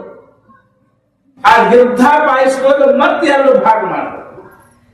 ಅಷ್ಟೊತ್ತಿಗೆ ಸುಮಿತ್ರಾ ಬಂದು ಆ ಸುಮಿತ್ರ ಬಂದ ಕೂಡಲೇ ಎರಡು ಬಟ್ಟಲಲ್ಲಿರ್ತಕ್ಕಂಥ ಸುವರ್ಣ ಬಟ್ಟಲದಲ್ಲಿರ್ತಕ್ಕಂಥ ಎರಡು ಭಾಗಗಳನ್ನು ಒಂದೊಂದು ಕೌಶಲ್ಯ ಅಂತ ಕೈ ಕೊಟ್ಟ, ಒಂದೊಂದು ಕೈ ಸುಮಿತ್ರ ಬಂದು ಆಶಾಪೂರ್ಣ ಭಾವದಿಂದ ಮುಂದೆ ನಿಂತುಕೊಂಡಾಗ ಇಬ್ರು ಮಹಿಷಿಯರು ಏನ್ ಮಾಡಿದ್ರು ಅಂತ ಹೇಳ್ಕೊಂಡು ಕೇಳಿದ ತಮ್ಮ ಕೈಯೊಳಗಿರ್ತಕ್ಕಂಥ ಬಟ್ಟಲುಗಳನ್ನು ಎರಡೂ ಬಟ್ಟಲನ್ನು ಸುಮಿತ್ರ ಅಂತ ಯಾಕೆಂದ್ರು ಎರಡು ಹೌದು ನಿನ್ನ ಪಾಲಿಗೆ ಇವೆರಡೂ ಬಟ್ಟಲವನ್ನು ಇವೆರಡೂ ಬಟ್ಟಲುಗಳಿಗೆ ಪಾಯಸವನ್ನು ಕುಡಿ ಅಂತ ತಿಳ್ಕೊಂಡು ಹೇಳಿಕೊಳ್ಳೆ ಸುಮಿತ್ರ ಎರಡೂ ಬಟ್ಟಲಾಗಿನ ಪಾಯಸ. ಮೂವರು ರಾಣಿಯರು ಗರ್ಭವತಿಯರ ಪಾಯಸವನ್ನು ಯಾವ ಪ್ರಕಾರವಾಗಿ ಹಂಚಿದ್ರು ಅದರ ಪ್ರಕಾರವಾಗಿ ಅವರಿಗೆ ಏನಾಗಬೇಕಾಗಿತ್ತು ಅನ್ನೋ ಸಂತಾನ. ಅದಕ್ಕೊಂದು ಸುಮಿತ್ರ ಹಟ್ಟಿಯಿಂದ ಇಬ್ರು ಮಕ್ಕಳು ಆಗ್ತಕ್ಕಂತಹದ್ದು, ಕೌಶಲ್ಯ ಹಟ್ಟಿಯಿಂದ ಒಬ್ರು ಮುಖ್ಯವಾಗಿರ್ತಕ್ಕಂಥ ಅಂಶದಲ್ಲಿ, ಕೈ ಹಟ್ಟಿಯಿಂದ ಒಬ್ಬ ಮಗ ಆಗಬೇಕಾಗಿರ್ತಕ್ಕಂಥದ್ದು. ಸುಮಿತ್ರನ ಮೂಲಕವಾಗಿ ಕೌಶಲ್ಯ ಮತ್ತು ಕೈ ಮಕ್ಕಳಿಗೆ ಸೇವಕ ಭಾವದಲ್ಲೇ ಇಬ್ಬರು ಮಕ್ಕಳು ಪ್ರಾಪ್ತರಾಗಬೇಕಾಗಿರ್ತಕ್ಕಂಥದ್ದು. ಅದಕ್ಕೊಂದು ಇಬ್ರು ಅತ್ಯಂತ ಪ್ರೇಮದಿಂದ ಏನ್ ಮಾಡಿದ್ರು ಅಂದ್ರೆ ಸುಮಿತ್ರ ಪಾಯಸವನ್ನು ಪಾನ್ ಮಾಡಿದ್ರು. ಗರ್ಭವತಿಯರಾದ ಗರ್ಭ ಬೆಳೆಯಲಿಕ್ಕೆ ಈ ಭಗವಂತನ ಏನಾದ್ರು ವೈಶಿಷ್ಟ್ಯ ಹೇಳ್ತೀನಿ ನಾನು. ಹೆಂಗಿರ್ತದ ಅಂತ ತಿಳ್ಕೊಂಡು ಕೇಳಿದ ಒಳಗಿರ್ತಕ್ಕಂಥ ಪಿಂಡ ಯಾವ ವಾಸನಾದಿರ್ತದನ್ನು ಆ ವಾಸನಾದ ಪರಿಣಾಮ ಗರ್ಭವನ್ನು ಧಾರಣೆ ಮಾಡಿರೋ ಆ ತಾಯಿಯ ಬುದ್ಧಿ ಒಳಗ ನೋಡಿ ಸೂಕ್ಷ್ಮವಾಗಿರ್ತಕ್ಕಂಥ. ಅದಕ್ಕೆ ಬಯಕೆ ಅಂತೀವಿ ನಾವು. ಈ ಹೆಣ್ಮಕ್ಳು ಈ ಕಾಸು ಕೂತಿರ್ತಾರ ಮಣ್ಣು ಬಾಯ್ ಹಾಕ್ತಿರ್ತಾರ, ಅವರಿಗೂ ಪಿಂಡ ಅಂತಾವೇ ಇರ್ತಾವ. ಅವು ಹುಟ್ಟಿದ ಕೂಡ ಅವ ಅಲ್ಲಿ ಮಣ್ಣು ಇಲ್ಲಿ ಮಣ್ಣು ತಿಳಿಸು ಮಾಡ್ತಾವ. ಮಹಾರಾಜನ ತಾಯಿ ಗೀತಾಬಾಯಿ ಗರ್ಭವತಿಯಾಗಿರುವಾಗ ಅವಳಿಗೆ ಬೈಕಿ ತಾಯಿಗೆ ಎಂಥ ಬೈಕಾಗಿ ಕಟ್ಟು ಅಂತಂದ್ರೆ ಭಗವಂತ ನಾಮಸ್ಮರಣೆ ಮಾಡಬೇಕು ಅನ್ನುವಂಥ ದಾಸಬೋಧ ಶ್ರವಣ ಮಾಡಬೇಕು, ಸತ್ಸಂಗ ಮಾಡಬೇಕು, ಭಗವಂತನ ಭಕ್ತಿ ಮಾಡಬೇಕು, ನಾಮಸ್ಮರಣೆ ಮಾಡಬೇಕು ಅನ್ನುವಂತಹ ಬೈಕ. ಆ ಒಳಗಿನ ಆ ಬೈಕ್ ಏನನ್ನು ಒಳಗಿರ್ತಕ್ಕಂಥ ಪಿಂಡ ಎಂಥದ್ದು ಅಂತ ಬೈಕ್. ಸಾತ್ವಿಕವಾಗಿರ್ತಕ್ಕಂಥ ಪಿಂಡ್ ಇತ್ತು ಅಂದ್ರೆ ಸಾತ್ವಿಕವಾಗಿರೋ ಬೈಕ್ ಇರ್ತಾವ, ರಾಜಸಿಕ ಪಿಂಡ್ ಇತ್ತು ಅಂದ್ರೆ ರಾಜಸಿಕ ಬೈಕ್ ಆಗ್ತಾವ, ತಾಮಸಿಕ ಪಿಂಡ್ ಇತ್ತು ಅಂದ್ರೆ ತಾಮಸಿಕ ಬೈಕ್. 3 ಮಂದಿ ರಾಣಿಯರಿಗೆ ಬೈಕ್ ಆಗ್ತಾವ. ಎಂಥ ಬೈಕ್ ಆಗ್ತಾವ ಅಂದ್ರೆ ವಿಲಕ್ಷಣವಾಗಿರ್ತಕ್ಕಂಥ ಪರಮಾತ್ಮನ ಭಾವಗಳು ಆ ಹೆಣ್ಮಕ್ಳ ಮೂಲಕವಾಗಿ 3 ಜನ ರಾಣಿಯರ ಮೂಲಕವಾಗಿ ವ್ಯಕ್ತ ಆಗ್ತಾ ಇದೆ.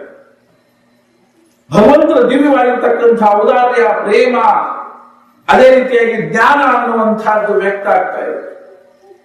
ದಶರಥ ರಾಜನಿಗೆ ಅತ್ಯಂತ ಆನಂದ ಆಗ್ತದೆ. ಇಡೀ ಅಯೋಧ್ಯ ನಗರ ಎಲ್ಲ ಆನಂದದಿಂದ ಸಂಭ್ರಮದಿಂದ ಇದು ಮಾಡ್ತಾರೆ, ಉತ್ಸವಗಳನ್ನು ಆಚರಿಸ್ತಾ ಇದೆ. 9 ತಿಂಗಳು ಕಲಿತಾ ಇದೆ. ಭಗವಂತನ ಒಂದು ಅವತಾರ ಹೊಂದತಕ್ಕಂತಹ ಒಂದು ದಿವ್ಯವಾಗಿರ್ತಕ್ಕಂಥ ಕಾಲ ಸಮೀಪಿಸ್ತಾ ಇದೆ. ಭಗವಂತನ ಅವತಾರದ ಕಾಲದ ಹಿಂದ ಭಗವಂತನ ಒಂದು ಲೀಲೆ ಅಥವಾ ಭಗವಂತನ ದಿವ್ಯವಾಗಿರ್ತಕ್ಕಂಥ ಚರಿತ್ರೆ ಅರ್ಥಾತ್ ಆ ಚರಿತ್ರೆಯ ಭಾವ ಏನಿರ್ತದನ್ನು ಆ ಜನ್ಮ ಅವತಾರದ ಕಾಲದ ಹಿಂದ ಸೂಕ್ಷ್ಮವಾಗಿರ್ತಕ್ಕಂತಹ ಭಾವ, ಅದರ ಹಿಂದ ಸಂಕೇತ. ರಾಮನ ಅವತಾರ ಹೆಂಗಾಗಿ ಯಾವಾಗಾಯ್ತು, ಕೃಷ್ಣನ ಅವತಾರ ಯಾವಾಗಾಯ್ತು ಹೆಂಗಾಯ್ತು ಅನ್ನೋದನ್ನು ನೋಡಿದ ಅದ್ರ ಹಿಂದಿರ್ತಕ್ಕಂಥ ಗೂಢತೆ ಅನ್ನೋದು ಅರ್ಥ. ಕೃಷ್ಣನ ಅವತಾರ ಯಾವಾಗಾಯ್ತು ಅಂದ್ರೆ ಶ್ರಾವಣ ಮಾಸ, ವದ್ಯ ಪಕ್ಷ, ಕೃಷ್ಣ ಪಕ್ಷ, ಗುಡುಗು, ಮಿಂಚು, ಮಳೆ ಇತ್ಯಾದಿ. ಅದು ಸಹಿತ ರಾತ್ರಿ 12 ಗಂಟೆಗೆ ಅಂಧಕಾರ. ಭಗವಂತ ತಾನಾಗಿನೇ ಆ ಕಾಲವನ್ನು ಆರಿಸಿಕೊಂಡಿರ್ತಾನೆ. ನಾವು ಹೆಂಗ ಕಾಲ ತುಂಬಿ ಹುಟ್ಟಿ ಬರ್ತೀವೋ ಹಂಗಲ್ಲದೆ ಭಗವಂತ ತನ್ನ ಅವತಾರದ ಕಾಲವನ್ನು ಮುಂಚೆ ನಿರ್ದಿಷ್ಟ ಮಾಡಿಕೊಂಡಿರ್ತಾನೆ. ಈ ಕಾಲದಲ್ಲೇ ನಾ ಅವತಾರ. ಭಾದು ಸಹಿತ ಅವತಾರ ಆದದ್ದು ಎಲ್ಲೇ ಅಂತ ಹೇಳ್ಕೊಂಡು ಕೇಳಿದ ಜೈಲಿನಲ್ಲಿ. ಕೃಷ್ಣನ ಅವತಾರ ಆದದ್ದು ಜೈಲಿನಲ್ಲಿ. ಅದನ್ನ ಜ್ಞಾನಿಗಳು ಕೃಷ್ಣನ ಚರಿತ್ರೆಯನ್ನು ಕುರಿತು ಏನ್ ಹೇಳ್ತಾರ ಅಂತ ಹೇಳ್ಕೊಂಡು ಕೇಳಿದ ಕೃಷ್ಣನ ಚರಿತ್ರೆ ಎನ್ನುವಂತಹದ್ದು ಸಾಮಾನ್ಯ ಜನರ ಬುದ್ಧಿಗೆ ನೆನಪುವಂತಹದ್ದಲ್ಲ, ಬಹಳ ಗೂಢವಾಗಿರೋದು. ಅದಕ್ಕೆ ಪರಮಹಂಸ ಸಂಹಿತ, ಭಾಗವತಕ್ಕೆ ಏನಂತಾರಂದ್ರೆ ಪರಮಹಂಸ ಸಂಹಿತ. ಎಷ್ಟೋ ಜನ ಈ ವಿಷಯವಾಗಿ ನಮ್ಮನ್ನು ಅನೇಕ ಸಲ ಪ್ರಶ್ನೆ ಮಾಡಿದ್ದಾರೆ. ಏನು ಅಂತ ಹೇಳ್ಕೊಂಡು ಕೇಳಿದ ಬೃಂದಾವನದಲ್ಲಿ ಕೃಷ್ಣ ಮಾಡಿರ್ತಕ್ಕಂತಹ ಲೀಲೆ ಉಚಿತವಾದದ್ದೇನು ಅನ್ನುವಂತಹ ಪ್ರಶ್ನೆ ಮಾಡಿದ್ದಾರೆ. ಗೋಪಿಕಾ ಸ್ತ್ರೀಯರು ಮಾರ್ಗಶೀರ್ಷ ಮಾಸದಲ್ಲಿ ಕಾತ್ಯಾಯನಿ ವೃತ ಮಾಡುವ ಸಲುವಾಗಿ ಬೆಳಿಗ್ಗೆನೆ ಬೇಗನೆ ಎದ್ದು 5:05 ಕೆಟ್ಟ ಚಳಿ ಒಳಗೆ ಸ್ನಾನಕ್ಕೆ ಹೋದಾಗ ಯಮುನಾ ನದಿಯಲ್ಲಿ ತಮ್ಮ ಬಟ್ಟೆಗಳನ್ನೆಲ್ಲ ಕಳಚಿ ಮೇಲಿಟ್ಟು ಸ್ನಾನ ಮಾಡ್ತಾ ಇರುವಾಗ ಕೃಷ್ಣ ತನ್ನ 4 ಜನ ಮಿತ್ರರನ್ನು ಕರ್ಕೊಂಡು ಗೆಳೆಯರನ್ನು ಕರ್ಕೊಂಡು ಹೋಗಿ ಆ ಬಟ್ಟೆಯೆಲ್ಲ ಒಯ್ದು ಗಿಡದ ಮೇಲೆ ಇಟ್ಕೊಂಡು ಕೂತ. ಹೆಣ್ಮಕ್ಳಿಗೆ ಕಲ್ಪನಾ ಇಲ್ಲ ಅವ್ರಿಗೆ. ಯಾವ ಕೃಷ್ಣ ಒಯ್ದವ್ರನ್ನೆಲ್ಲ ಬಟ್ಟೆಗಳನ್ನ ಅವ್ರು ಶ್ರೀಗಳನ್ನ ಒಯ್ದು ಗಿಡದ ಮೇಲೆ ಇಟ್ಕೊಂಡು ಕೂತನೋ ಅವಾಗ ಅವ್ರು ಸ್ನಾನ ಆದ್ಮೇಲೆ ನೋಡ್ತಾರೆ ಬಟ್ಟೆನೆ. ಆ ಗಂಟ ನೀರಿನಾಗ ನಿಂತ್ಕೊಂಡು ಅವ್ರು ಕೃಷ್ಣನಿಗೆ ಪ್ರಾರ್ಥನಾ ಮಾಡ್ತಾ ಇದ್ದಾರೆ, ಕೃಷ್ಣ ನಮ್ಮ ಶ್ರೀಗಳನ್ನ ನೀನು ಮಾಡೋ ಚಲೋ ಕೃಷ್ಣ ನಮ್ಮ ಕೇಳಿದ್ರು ಇದು ನೀನೇ ಏನಿದು ಉಚಿತವಾಗಿರ್ತಕ್ಕಂಥದ್ದೇನಿದು ಸಮಾಜದಲ್ಲಿ ಎಷ್ಟು ವಿಪರೀತ ಅನಿಸುವಂತಹದ್ದು. ಆಮೇಲೆ ಕೃಷ್ಣ ಹೇಳಿದ ನೀವು ಮ್ಯಾಲ ಬರ್ಲಿಕ್ಕೆ ಕೊಡ್ತೀನಿ ಅಂತ ಹೇಳಿ ಹೆಂಗ್ ಬರ್ಬೇಕು, ಎರಡೂ ಕೈಗಳನ್ನು ಮ್ಯಾಲ ಎತ್ತಿಕೊಂಡು ಮ್ಯಾಲ ಬರ್ಲಿಕ್ಕೆ ಕೊಡ್ತೀನಿ ಅಂತ ತಿಳ್ಕೊಂಡು ಹೇಳಿದಾಗ ಹೆಣ್ಮಕ್ಳು ಬಂದ್ರು ಮ್ಯಾಲ. ಕೃಷ್ಣ ಅವರೆಲ್ಲ ಬಟ್ಟೆಗಳನ್ನು ಪಟ್ಟ ತನ್ನ ಗೆಳೆಯರನ್ನು ಕರ್ಕೊಂಡು ಹೋಗು ಮುಂದೆ ಹೇಳಿ ಹೋದೇನು ಅಂದ್ರೆ ಇನ್ನು ಬರೋ ಶರತ್ ಪೌರ್ಣಿಮೆ ದಿವಸ ನಾವು ರಾಸಲೀಲ ಆಗುವ ಅಂತ ತಿಳ್ಕೊಂಡು ಹೇಳುವುದು. ವಿವಸ್ತರಾಗಿ ಮ್ಯಾಲ ಒಂದು ಕೈಗಳನ್ನು ಮ್ಯಾಲೆ ಎತ್ತಿದಾಗ ಬಟ್ಟೆ ಕೊಟ್ಟಾನ ಅಂತಂದಾಗ ಇದು ಕೃಷ್ಣ ಮಾಡ್ತಕ್ಕಂಥ ಲೀಲೆ ಸಮಾಜದ ದೃಷ್ಟಿಯಲ್ಲಿ ಉಚಿತವಾಗಿರ್ತಕ್ಕಂಥದ್ದೇನಿದು, ಇದು ಭಕ್ತಿನೋ ಇದು ಶೃಂಗಾರ ಅಥವಾ ವಿಪರೀತವಾಗಿರ್ತಕ್ಕಂಥದ್ದು ಅಂತನ್ನುವಂತಹ ಪ್ರಶ್ನೆಯನ್ನ ಸಾಕಷ್ಟು ಜನರು ಸಮಾಜದಲ್ಲಿ ಅನ್ನೋಕ್ಕಿಂತ ನಮಗೆ ತಿಳಿಲಿಕ್ಕೆ ಶಕ್ಯತೆ. ಅದಕ್ಕೆ ನಾವು ಒಂದೇ ಒಂದು ಉತ್ತರ ಕೊಟ್ಟಿವಿ, ಇದರ ಹಿಂದೆ ಏನದ ಅನ್ನೋದನ್ನು ತಿಳ್ಕೋಬೇಕು ಅಂದ್ರೆ ಇದನ್ನು ಯಾರು ಹೇಳ್ಯಾರ ಮತ್ತು ಯಾರು ಕೇಳ್ಯಾರ ಅನ್ನೋದನ್ನು ನೋಡಿದ್ರೆ ನಮಗೆ ಕಲ್ಪನಾ ಮಾಡ್ಲಿಕ್ಕೆ ಶಕ್ಯ ಅದ. ಇದ್ರ ಹಿಂದೆ ಏನದ, ಎಂಥ ಶರಣಾಗತಿ ಅದ, ಎಂಥ ಸಮರ್ಪಣ ಭಾವದ, ಎಂಥ ಭಕ್ತಿ ಅದ ಅನ್ನುವಂಥದ್ದು ಗೊತ್ತಾಗ್ತದೆ. ಭಾಗವತದಲ್ಲಿ ಬರೀತಾರೆ ಏನು ಅಂತಂದ್ರೆ ಗೋಪಿಕಾ ಸ್ತ್ರೀಯರ ಭಕ್ತಿಯ ವಿಷಯದೊಳಗೆ ಬರೀತಾರೆ. ಒಂದು ಉದಾಹರಣೆ ನೆನಪಾಗಿ ಹೇಳ್ತೀನಿ. ನಾವು ಒಂದ್ಸಲ ಝೇಲಂ ಎಕ್ಸ್ಪ್ರೆಸ್ ನಲ್ಲಿ ದಿಲ್ಲಿಗೆ ಹೋಗ್ಬೇಕಾಗಿತ್ತು. ಪುಣಾದಿಂದ ಸಾಯಂಕಾಲ 5 ಗಂಟೆಗೆ ಟ್ರೈನ್ ಇತ್ತು. ಸ್ಟೇಷನ್ಗೆ ಬಂದ್ವಿ, ರಿಸರ್ವೇಶನ್ ಇರಲಿಲ್ಲ, ಬಹಳ ಗಾಡ್ತಿತ್ತು. ಹಂಗೆ ಯಾವುದೋ ಒಂದು ಕಂಪಾರ್ಟ್ಮೆಂಟ್ ಹೊಕ್ಬಿಟ್ವಿ, ಅದು ಮಿಲಿಟರಿ ಕಂಪಾರ್ಟ್ಮೆಂಟ್ ಆಗಿ ಒಳಗೆ ಹೋಗ್ತೀವಿ. ನಾವು ಖರೆ ಟ್ರೈನ್ ಬಿಡ್ತು, ನಿಂತಿರ್ಲಿಕ್ಕೆ ಜಾಗ ಇಲ್ಲ ಅಲ್ಲಿ. ನನ್ನ ಬ್ಯಾಗ್ ಏನದ ಹೆಗಲ ಮೇಲೆ ಇಟ್ಕೊಂಡು ನಿಂತ್ಕೊಂಡಿದ್ದೆ. ಗಾಡಿ ಬಿಡ್ತು, ಅರ್ಧ ತಾಸಾಗಿತ್ತು, ನಿಂದಿರ್ಲಿಕ್ಕೆ ಜಾಗ ಇಲ್ಲ. ದೊಡ್ಡ ಮಿಲಿಟರಿ ಅವರು ಟ್ರಂಕ್ ಗಿಂಕು ಎಂತೆಂತ ಇರ್ತಾವ ನೋಡ್ರಿ. ಮತ್ತು ಬಹಳ ದರ್ಪದಲ್ಲೇ ಇರ್ತಾರೆ. ಆದ್ರೂ ಅವರೆಲ್ಲ ನಡಕ್ ನಿಂತ್ಕೊಂಡಿದ್ದೆ. ಒಬ್ಬ ಮ್ಯಾಲ ಮಲ್ಕೊಂಡಿದ್ದೆ, ಮಿಲಿಟರಿ ಮನುಷ್ಯ. ಅವ್ ಸಹಜ ನಮ್ಮ ಕಡೆ ನೋಡಿ ಕೇಳಿದ. ಅತ್ಲಾಗೆಲ್ಲ ಮಹಾತ್ಮಾಜಿ ಅನ್ನೋ ಪದ್ಧತಿ ಅದು, ಬಾಬಾಜಿ ಮಹಾತ್ಮಾಜಿ ಅಂತ. ಅವನನ್ನು ಕೇಳಿದ, ಮಹಾತ್ಮಾಜಿ ಮೈ आपसे एक प्रश्न पूछूं क्या ಅಂತ. ನಿಮ್ಮನ್ನೊಂದು ಪ್ರಶ್ನೆ ಕೇಳಿದೆ ನೀವು ಅಂದ. ಅಂದ್ರೆ पूछो ಅಂತ. ಒಮ್ಮೆ ಏನ್ ಕೇಳಿದ, ಭಗವಾನ್ ಶ್ರೀಕೃಷ್ಣ ಕೆ ಹಾथ में बंसी क्यों है, ಕೃಷ್ಣ ಕೈಯಾಗ ಕೊಳಲು ಯಾಕದ ಅದಕ್ಕೆ. ನಮಗೂ ಮೊದಲನೇ ಸಲ ಪ್ರಶ್ನೆ ಬಂದಿತ್ತು ನಮ್ಮ ಮುಂದ. ಮಹಾರಾಜರು ಸ್ಮರಣೆ ಮಾಡಿದ ತಕ್ಷಣ ಒಂದು ಉತ್ತರ ಹೋಯಿತು ಹೇಳಿದವರಿಗೆ. और ಹೇಳಿದ, ನಾನು भगवान के जितने भी अवतार हो गए उन सब अवतारों में ಭಗವಂತನು ಎಷ್ಟು ಅವತಾರ ಆಗ್ಯಾವ, ಅವೆಲ್ಲ ಅವತಾರದಲ್ಲಿ ಭಗವಂತ ಕೃಷ್ಣನ ಅವತಾರದ ವೈಶಿಷ್ಟ್ಯ ಏನು ಅಂತಂದ್ರೆ ಭಗವಂತ ಕೃಷ್ಣಾವತಾರದಲ್ಲಿ ಗೋಪಿಕಾ ಸ್ತ್ರೀಯರ ಮೂಲಕವಾಗಿ ಅಥವಾ ಗೋಪಿಕಾ ಸ್ತ್ರೀಯರನ್ನ ಮಾಧ್ಯಮವನ್ನಾಗಿ ಮಾಡಿಕೊಂಡು ಪ್ರೇಮದ ಆವಿಷ್ಕಾರ ಮಾಡಿದ. ಎಂಥ ದಿವ್ಯ ಪ್ರೇಮದ ಆವಿಷ್ಕಾರ ಮಾಡಿದ ಅಂತಂದ್ರೆ ಆ ಪ್ರೇಮದ ಚಿಹ್ನ, ಸಂಕೇತ, ಸಿಂಬಾಲ್ ಅಂತ ತಿಳ್ಕೊಂಡು ಕೈಯಾಗ ಕೊಳಲು ಹಿಡ್ಕೊಂಡಾರ ಅಂತ ತಿಳ್ಕೊಂಡು ನಾವು ಹೇಳಿದ ಕೂಡಲೇ ಅವನಿಗೆ ಎಷ್ಟು ಸಂತೋಷ ಆಗ್ತದೆ. ಟನ್ ಅಂತ ಕೇಳ್ತಿದ್ರು ನಾವು ಹಾಕಿದ್ರೆ ಹೊಡಿತಾವ. ಅವ್ ಟನ್ ಅಂತ ಕೇಳಿದ್ದ ನಮ್ಮನ್ನು ಎತ್ತಿ ಮ್ಯಾಲ ಮಲಗಿಸಿದ. अब ಹೇಳ್ದ, महाराज हम धन्य हो गए, इस उत्तर से हम धन्य हो गए. ನೋಡ್ಲಿಕ್ಕೆ ಜಿಜ್ಞಾಸೆ ಆಗ್ತದೆ. ಅಷ್ಟ ಅಲ್ಲ, ನಾವು ಏನ್ ಮಾಡ್ಬೇಕ, ನಮ್ ಕಾಲು ಹೊತ್ತಿಗೆ ಹತ್ತ ಸ್ಟೇಷನ್ ಬಂದ್ ಕೂಡ ಕಾಲು ಹೋಗ್ಬೇಕು, ಹಣ್ಣು ಬೇಳೆ ಅಂತ ಇಂತ. ಬಾಬಾ ಮಹಾರಾಜ್ ಖಾವು ಖಾವು, ಮಹಾತ್ಮಾಜಿ ಖಾವು ಸಂತುಷ್ಟ. ಭಾಗವತದಲ್ಲಿ ಒಂದು ಶ್ಲೋಕ ಬರ್ತದೆ. ಸುರಮಹರ್ಷಿ ಒಂದು ಶ್ಲೋಕವನ್ನು ಬರೀತಾ ಇದ್ದಾರೆ. ಏನೊಂದು ಹೇಳ್ತಾ ಇದ್ದಾರೆ, ಏನೊಂದು ವ್ಯಾಸರು ಬರ್ತದನ್ನ, ಆಶಾಮಹಂ ಚರಣರೇಣು ತುಷಾಮಹಂ ಶ್ಯಾಮ ವೃಂದಾವನೇ ಕಿಮಪಿ ಗುರುಬಲ ತೌಷಧೀನ ಯಾ ಸುಸ್ತ್ಯಜಂ ಸ್ವಜನಂ ಆರ್ಯ ಪಥಂಚ ಹಿತ್ವಾ ಭೇಗಂ ಮುಕುಂದ ಪದವಿ ಸುಭಿರ್ವಿಭಜ್ಯಾಂ. 10,000 ವರ್ಷಗಟ್ಟಲೆ ತಪಸ್ಸನ್ನು ಮಾಡಿರ್ತಕ್ಕಂತಹ ಋಷಿಗಳು ಭಗವಂತನ ಪ್ರಾರ್ಥನಾ ಮಾಡ್ತಾ ಇದ್ದಾರಂತೆ. ಏನು ಅಂದ್ರೆ, ಭಗವಂತ ನಮ್ಮ ತಪಸ್ಸಿನ ಫಲಸ್ವರೂಪ ನಿನಗೆ ಏನಾದ್ರು ಕೊಡಬೇಕಾಗಿದ್ರೆ ಒಂದೇ ಒಂದು ವರ ಕೊಡು. ಏನು ಅಂದ್ರೆ, ನಮ್ಮನ್ನ ಬೃಂದಾವನದಲ್ಲಿ ಏನಾದ್ರು ಒಂದು ಗಿಡ ಬಳ್ಳಿ ಮಾಡಿ ಹುಟ್ಟಿಸುವಂತೆ. ಅರೆ, ಬೃಂದಾವನದಲ್ಲಿ ಗಿಡ ಬಳ್ಳಿಯಾಗಿ ಏನ್ ಮಾಡ್ತೀವಿ ನೀವು? ಅವ್ರು ಹೇಳಿದ್ರಂತ, ನಮಗ ಆ ಗೋಪಿಕಾ ಸ್ತ್ರೀಯರ ಚರಣ ಧೂಳಿ ನಮ್ಮ ಮ್ಯಾಲ ಬೀಳಬೇಕಾಗ, ಗೋಪಿಕಾ ಸ್ತ್ರೀಯರ ಚರಣ ಧೂಳಿ ನಮ್ಮ ಮ್ಯಾಲ ಬೀಳಬೇಕಾಗ ಅಂಥದ್ದು ಏನ್ ಮಾಡ್ಯಾರ? ಅವಾಗ ಅವ್ರು ಹೇಳಿದ್ರಂತ, ಯಾ ದುಸ್ತ್ಯಜಂ ಸ್ವಜನಂ, ಬಿಡ್ಲಿಕ್ಕೆ ಅಸಾಧ್ಯವಾಗಿರ್ತಕ್ಕಂಥ ಸ್ವಜನ ಮೋಹವನ್ನು ಬಿಟ್ಟ. ಭಗವಂತನ ಸಲುವಾಗಿ ಅವರು ಏನ್ ಮಾಡಿದ್ರು? ಸ್ವಜನ ಮೋಹವನ್ನು ಬಿಟ್ಟರು. ಆರ್ಯ ಪಥಂಚ ಹಿತ್ವ, ಸಮಾಜದಲ್ಲಿ ಮಾನ್ಯವಾಗಿರ್ತಕ್ಕಂಥ, ಶಿಷ್ಟ ಮಾನ್ಯವಾಗಿರ್ತಕ್ಕಂಥ, ಸಮಾಜ ಮಾನ್ಯವಾಗಿರ್ತಕ್ಕಂಥ ಮಾರ್ಗವನ್ನ ಬಿಟ್ಟುಬಿಟ್ಟಾರ. ಇದಕ್ಕಾಗಿ ಬೇಕರು ಮುಕುಂದ ಪದವಿ, ಭಗವಂತನ ಒಂದು ಪ್ರೇಮಕ್ಕಾಗಿ ಅವರು ಏನ್ ಮಾಡಿಬಿಟ್ರು? ಸಮಾಜದ ಮರ್ಯಾದೆ ಬಿಟ್ಟರು, ಸ್ವಜನ ಮೋಹವನ್ನು ಬಿಟ್ಟರು. ಆ ಕಥೆಯನ್ನು ನಮ್ಗೆ ತಿಳಿಲಿಕ್ಕೆ ಶಕ್ಯತೆ. ಭಗವಾನ್ ಶ್ರೀಕೃಷ್ಣ ಯಾವಾಗ ಯಮುನಾ ನದಿ ದಂಡಿ ಮೇಲೆ ಆ ಕದಂಬ ವೃಕ್ಷದ ಮೇಲೆ ಕೂತ್ಕೊಂಡು ಕೊಳಲು ಮಾತಿಗೆ ಶುರು ಮಾಡಿದ ಅಂದ್ರೆ ಗೋಪಿಕಾ ಸ್ತ್ರೀಯರು ತಮ್ಮ ಗಂಡಂದರಿಗೆ ಬಡಿಸ್ತಿರ್ಬೇಕು, ಆ ಬಡಿಸುವುದನ್ನ ಅಲ್ಲೇ ಬಿಟ್ಟು ಓಡಿ ಹೋಗ್ಬೇಕು. ಕೆಲವು ತಮ್ಮ ಮಕ್ಕಳಿಗೆ ಹಾಲು ಕುಡಿಸ್ತಿರ್ಬೇಕು, ಆ ಮಕ್ಕಳನ್ನ ಅಲ್ಲೇ ಮಲಗಿಸಿ ಓಡಿ ಹೋಗ್ಬಿಡ್ಬೇಕು. ತಮ್ಮ ಅತ್ತಿ ಮಾವಂದ್ರೆ ಸೇವಾ ಮಾಡ್ತಕ್ಕಂಥವ್ರು ಅದನ್ನು ಬಿಟ್ಟು ಅಲ್ಲೇ ಓಡಿ ಹೋಗ್ಬಿಡ್ಬೇಕು. ಹಾಗಾದ್ರೆ ಯೋಗ್ಯ ಏನು ಅಂತ ತಿಳ್ಕೊಂಡು ಕೇಳಿದ್ರೆ ನಮಗೆ ಏನ್ ಅರ್ಥ ಆಗುತ್ತೆ? ಅದಕ್ಕೆ ನಾವು ಒಂದೇ ಮಾತು ಹೇಳಿದ್ವಿ, ಯಾರು ಹೇಳಿದಾರೋ ಮತ್ತೆ ಯಾರು ಶ್ರವಣ ಮಾಡ್ಯಾರೋ ಅವ್ರು ಎಂಥವ್ರಿದ್ರು ಅನ್ನೋದ್ರ ಮೇಲೆ ಅದು ಏನಿತ್ತು ಅನ್ನೋದು ನೀವು ಕಲ್ಪನಾ ಮಾಡಿಕೊಡ್ಬೇಕು. ಯಾರು ಹೇಳಿದ್ರು ಅಂತ ತಿಳ್ಕೊಂಡು ಕೇಳಿದ್ರೆ ಶುಕ ಮಹರ್ಷಿಗಳೇ. ಯಾರಿಗೆ ಸ್ತ್ರೀ ಪುರುಷರ ಭೇದನೆ ಇರಲಿಲ್ಲ ಅಂತ ಅವ್ರು ಹೇಳ್ತಾರೆ ಅಂದಾಗ ಅವ್ರಿಗೆ ಏನಾದ್ರೂ ಕಾಮಚೇಷ್ಟ ಶೃಂಗಾರ ಇರ್ಲಿಕ್ಕೆ ಶಕ್ಯತೆ. ಯಾರು ಕೇಳಿದ್ರು ಅಂದ್ರೆ 7ನೇ ದಿವಸ ಸಾಯಿ ಕೂತಿರ್ತಕ್ಕಂಥ ಪರೀಕ್ಷಿತ ರಾಜ ಶ್ರವಣ ಮಾಡ್ಲಿಕ್ಕೆ ಅಂದಾಗ ಅದ್ರೊಳಗೆ ಏನಾದ್ರೂ ಕಾಮಲೀಲ ಇರ್ಲಿಕ್ಕೆ ಶಕ್ಯದ. ನಾಳೆ ಮುಂಜಾನೆ ಫಾಶಿ ಶಿಕ್ಷೆ ಆದ ಅಂದಾಗ ಯಾವನಿಗೆ ಪ್ರಪಂಚದ ವಿಷಯದಲ್ಲಿ ಆಸಕ್ತಿ ಉಂಟಾಗುತ್ತೆ ಹೇಳು? ಆದ್ರಿಂದ ನಮಗೇನಿಲ್ಲ ಅಂದ್ರೆ ಕೃಷ್ಣ ಚರಿತ್ರೆ ತಿಳಿಲಿಕ್ಕೆ ಶಕ್ಯ ಇಲ್ಲ, ಅದಕ್ಕೆ ಪರಮಹಂಸ ಸಂಬಂಧಿತ. ಆದ್ರಿಂದ ಅವನ್ನೆಲ್ಲ ಲಕ್ಷಣ. ಹುಟ್ಟೋದು ಜೈಲಿನಾಗ, ರಾತ್ರಿ ಹುಟ್ಟಿದ್ದೇನು, ಆಗ ಶ್ರೀರಾಮಚಂದ್ರನ ದಿವ್ಯವಾಗಿರ್ತಕ್ಕಂಥ ಚರಿತ್ರೆ ಹೆಂಗದಂದ್ರ ಹಗಲಿನಾಗಿದ್ದು. ಸುಂದರವಾಗಿರ್ತಕ್ಕಂಥ ಕಾಲ ವಸಂತ ಋತು ಬಂತು, ಚೈತ್ರ ಮಾಸ ಬಂತು, ಎಂತ ಹಿತಕಾರಕವಾಗಿರ್ತಕ್ಕಂಥ ಶುಕ್ಲ ಪಕ್ಷ ಅವನು ಕೃಷ್ಣ ಪಕ್ಷ. ಇವ್ರದ್ದು ವಸಂತ ಋತು, ಅವನದೇನು ವರ್ಷ ಋತು. ಇವಂದೇನದ ಚೈತ್ರ ಮಾಸ, ಅವನು ಶ್ರಾವಣ ಮಾಸ.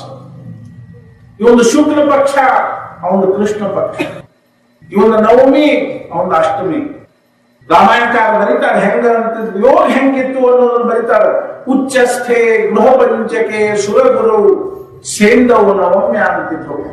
ಲಗ್ನೆ ಕರ್ಕಟಕೆ ಪುನರ್ವಸುಯುತೆ ಮೇಷಂಗತೆ ಕೂಷಣಿ ನಿರ್ದಗ್ಧುಂ ನಿಖಿಲ ಪಲಾಶ ಸಮಿಧೋ ಮೇಧ್ಯಾದಯೋಧ್ಯಾರಣೆ ಆವಿರ್ಭೂತ ಮಭೂತ ಪೂರ್ವ ಪರಂ ಯತ್ಕಿಂಚದೇಕಂ ಮಹಾ. ಉಚ್ಚಸ್ಥೆ ಗೃಹ ಪಂಚಕೆ, ಎಲ್ಲಾ ಗ್ರಹಗಳ ಉಚ್ಚಸ್ಥಾನಗಳು. ಲಗ್ನೆ ಕರ್ಕಟಕೆ ಪುನರ್ವಸುಯುತೆ ಮೇಷಂಗತೆ, ಪುನರ್ವಸು ನಕ್ಷತ್ರ. ಮೇಷರಾಶಿ ಸೂರ್ಯ ಹೋಗಿದ. ಚೈತ್ರ ಶುಕ್ಲ ನವಮಿ ಮಧ್ಯಾಹ್ನ 12 ಗಂಟೆಗೆ ದಾಸಿಯರು ಬಂದು ಶ್ರೀ ದಶರಥ ರಾಜ ಹೇಳ್ತಾ ಇದ್ದಾರೆ ಏನು ಅಂದ್ರೆ, ಕೌಶಲ್ಯ ಮೊದಲಿಂದ ದಿವ್ಯವಾಗಿರ್ತಕ್ಕಂಥ ಮಗು ಹುಟ್ಟಿತು ಅಂತ. ದಶರಥ ರಾಜಗೆ ಅತ್ಯಂತ ಸಂತೋಷ. ಕ್ಷಾರ್ಧದಲ್ಲಿ ಅಯೋಧ್ಯ ತುಂಬ ಎಲ್ಲ ಸುದ್ದಿ ಹೊರಬಿದ ಕೂಡಲೇ ಎಲ್ಲಿ ನೋಡಿದಲ್ಲಿ ಆನಂದ ಆಗ್ತಾ ಇದೆ.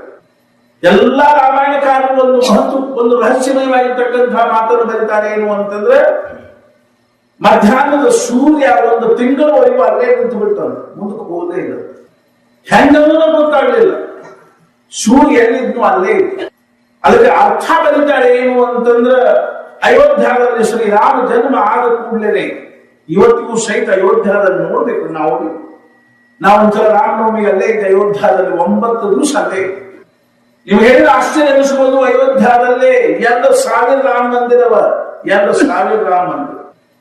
ಅಲ್ಲಿ ಎಷ್ಟೋ ಜನ ಭಕ್ತರು ಸಾಧುಗಳು ಹೆಂಗ್ ಮಾಡ್ತಿರ್ತಾರೆ ಅಂತಂದ್ರೆ, ಅವ್ರು 9 ದಿವಸ ಅವ್ರದ್ದು ವ್ರತ ಏನಿರ್ತದ ಅಂತಂದ್ರೆ, ಮುಂಜಾನೆ ಸ್ನಾನ ಮಾಡಿ ಪ್ರತಿಯೊಂದು ದೇವಸ್ಥಾನಕ್ಕೆ ನಮಸ್ಕಾರ ಮಾಡಿಕೋತ ಸಂಜಿನಾಗ ಹೋಗಿ ಊಟ ಮಾಡ್ತಾರೆ. 2,000 ದೇವಸ್ಥಾನಗಳಿಗೆ ನಮಸ್ಕಾರ ಮಾಡ್ತಾರೆ. ಮನೆಗಳಲ್ಲಿ ಶ್ರೀರಾಮಚಂದ್ರನ ದಿವ್ಯವಾಗಿರ್ತಕ್ಕಂತಹ ವಿಗ್ರಹಗಳು. ಅಯೋಧ್ಯ ತುಂಬ ರಾಮನವಮಿ ಉತ್ಸವ. ಎಲ್ಲಿ ನೋಡಿದಲ್ಲಿ ಸಂತೋಷ, ಎಲ್ಲಿ ನೋಡಿದಲ್ಲಿ ರಾಮಾಯಣ, ಎಲ್ಲಿ ನೋಡಿದಲ್ಲಿ ಸತ್ಸಂಗ, ಎಲ್ಲಿ ನೋಡಿದಲ್ಲಿ ಭಜನೆ. ಇವತ್ತಿಗೂ ಸಹಿತ ರಾಮ ಅವತಾರ ಮಾಡಿ ಎಷ್ಟು 1000 ವರ್ಷಗಳ ಕಳೆದು ಹೋಗುವೆ. ಒಬ್ಬ ನಮ್ಮನ್ನು ಕೇಳಿದ್ರು, ನೋಡಿ ಸಾಮಾನ್ಯವಾಗಿ ನಾವು ಏನ್ ಮಾಡ್ತೀವಿ ಅಂದ್ರೆ ಸತ್ಪುರುಷರ ಪುಣ್ಯತಿಥಿ ಮಾಡ್ತೀವಿ. ವಾಸುದೇವ ಸ್ವಾಮಿಗಳ ಪುಣ್ಯತಿಥಿ, ಮಹಾರಾಜರ ಪುಣ್ಯತಿಥಿ, ಅದೇ ರೀತಿ ಇನ್ನೂ ಅನೇಕ ಜನ ಸತ್ಪುರುಷರ ಪುಣ್ಯತಿಥಿ ಮಾಡ್ತೀವಿ. ಆದ್ರೆ ಭಗವಂತನ ಜಯಂತಿ ಮಾಡ್ತೀವಿ. ರಾಮನ ಹುಟ್ಟಿದ್ದು ಮಾಡ್ತೀವಿ, ಕೃಷ್ಣ ಜನ್ಮಾಷ್ಟಮಿ ಅಂತ ಮಾಡ್ತೀವಿ, ದತ್ತ ಜಯಂತಿ ಅಂತ ಮಾಡ್ತೀವಿ, ನರಸಿಂಹ ಜಯಂತಿ ಅಂತ ಮಾಡ್ತೀವಿ, ಭಗವಂತನ ಜಯಂತಿ ಮಾಡ್ತೀವಿ, ಸತ್ಪುರುಷರ ಪುಣ್ಯತಿಥಿ ಮಾಡ್ತೀವಿ. ಯಾಕೆ? ಮಹಾರಾಜ ಬಹಳ ಚಂದ ಉತ್ತರ ಹೇಳಿದ್ರೆ, ಮಹಾರಾಜ ಏನಂದ್ರು ಅಂದ್ರೆ, ಯಾರು ಮನುಷ್ಯ ಭಾವದಲ್ಲಿ ಮನುಷ್ಯರಾಗಿ ಅವತಾರ ಹುಟ್ಟಿ ಬಂದು ದೇವರಾಗಿ ಹೋದ್ರು ಅವರು ಪುಣ್ಯತಿಥಿ ಮಾಡ್ತಾರೆ. ಮನುಷ್ಯರಾಗಿ ಹುಟ್ಟಿ ಬಂದ ಸಾಧನೆ ಮಾಡಿ ಸಿದ್ಧವಾಗಿ ಸತ್ಪುರುಷರಾಗಿ ಪರಮಾತ್ಮ ಸ್ವರೂಪರಾಗಿ ಯಾರು ದೇವ ಬಿಡ್ತಾರೋ ಅವರು ಪುಣ್ಯತಿಥಿ ಮಾಡ್ತಾರೆ. ಯಾರು ದೇವರಾಗಿ ಹುಟ್ಟಿ ಬಂದು ದೇವರಾಗಿ ಹೋಗ್ತಾರೋ ಅವ್ರು ಜಯಂತಿ ಮಾಡ್ತಾರೆ. ರಾಮನ ಪುಣ್ಯತಿಥಿ ಮಾಡ್ತಾರೆ, ಕೃಷ್ಣನ ಪುಣ್ಯತಿಥಿ ರಾಮನ ಪುಣ್ಯತಿಥಿ ಮಾಡೋ ಪದ್ಧತಿ ಇಲ್ಲ. ಕೃಷ್ಣನ ಜನ್ಮೋತ್ಸವ ರಾಮನ ಜನ್ಮೋತ್ಸವ ಮಾಡೋ ಪದ್ಧತಿ. ಶ್ರೀರಾಮಚಂದ್ರನ ಅವತಾರ ಆತು ಅನ್ನುವಂತಹ ಸಂತೋಷ ಅಯೋಧ್ಯ ತುಂಬಾ ಆಗಿದೆ. ಅಷ್ಟರೊಳಗೆ ಮತ್ತೊಂದು ಸುದ್ದಿ ಬಂದು ದಶರಥ ರಾಜಾಗ ಯಾರು ಅಂದ್ರೆ ಭರತ್ ಹುಟ್ಟಿದ ಅರ್ಥಾತ್ ಇನ್ನೂ ನಾಮಕರಣ ಆಗಿದೆ. ಕೈಕೈ ಹೊಟ್ಟೆಯಿಂದಲೂ ಸಹಿತ ಕೈಕೈ ಉದರದಿಂದ ಗಂಡು ಮಗುವಿಗೆ ಜನ್ಮ ಆತು ಅನ್ನುವಂಥ ಮುಂದೆ ಮತ್ತೆ ಸುದ್ದಿವಂತ ಮರುದಿವಸ ಏನು ಅಂತ ತಿಳ್ಕೊಂಡು ಕೇಳಿದ ಲಕ್ಷ್ಮಣ ಮತ್ತು ಶತ್ರುಘ್ನ ಹುಟ್ಟಿದ್ರು ಅನ್ನುವಂಥ ಕ್ರಮವಾಗಿ 4 ದಿವಸ 3 ದಿವಸದಲ್ಲಿ 4 ದಿನ ಅಯೋಧ್ಯ ತುಂಬ ಸಂತೋಷದ ವಶಿಷ್ಠರನ್ನು ಕರೆಸಿ ದಶರಥ ರಾಜ ವಶಿಷ್ಠರಿಗೆ ಹೇಳ್ತಾ ಇದ್ದಾನೆ ಏನು ಅಂತಂದ್ರೆ, ಮಾಡಬೇಕಾಗಿರ್ತಕ್ಕಂತಹ ಸಂಸ್ಕಾರಗಳನ್ನೆಲ್ಲ ಮಾಡಿ ಅಂತ ತಿಳ್ಕೊಂಡು ಹೇಳಿದ್ರು. ಅಯೋಧ್ಯದಲ್ಲಿ ಸಂತೋಷ ಆಗ್ತಾ ಇದೆ. ಅನ್ನೋದ್ರೊಳಗ 12 ದಿವಸ ಕಳೆದು ಹೆಸರು ದಿವಸ ವಶಿಷ್ಠರನ್ನು ಕರೆಸಿದಾಗ ದಶರಥ ರಾಜ ಹೆಸರು ಇರ್ಲಿಕ್ಕೆ ಹೇಳಿದ. ಆವಾಗಿನ ಕಾಲದಲ್ಲಿ ಆತು ಇತ್ತಿತ್ಲಾಗ ಸ್ವಲ್ಪ ಬದಲಾಗ್ಯಾವ್ರಿ. ಮುಂಚೆಲ್ಲ ಬಹಳ ಚಲೋ ಹೆಸರು, ಇತ್ತಿತ್ಲಾಗ ಏನೇನೋ ನಮೂನಿ ಹೆಸರು ಇರ್ತಾರೆ, ಪಿಂಕಿ ಡುಂಕಿ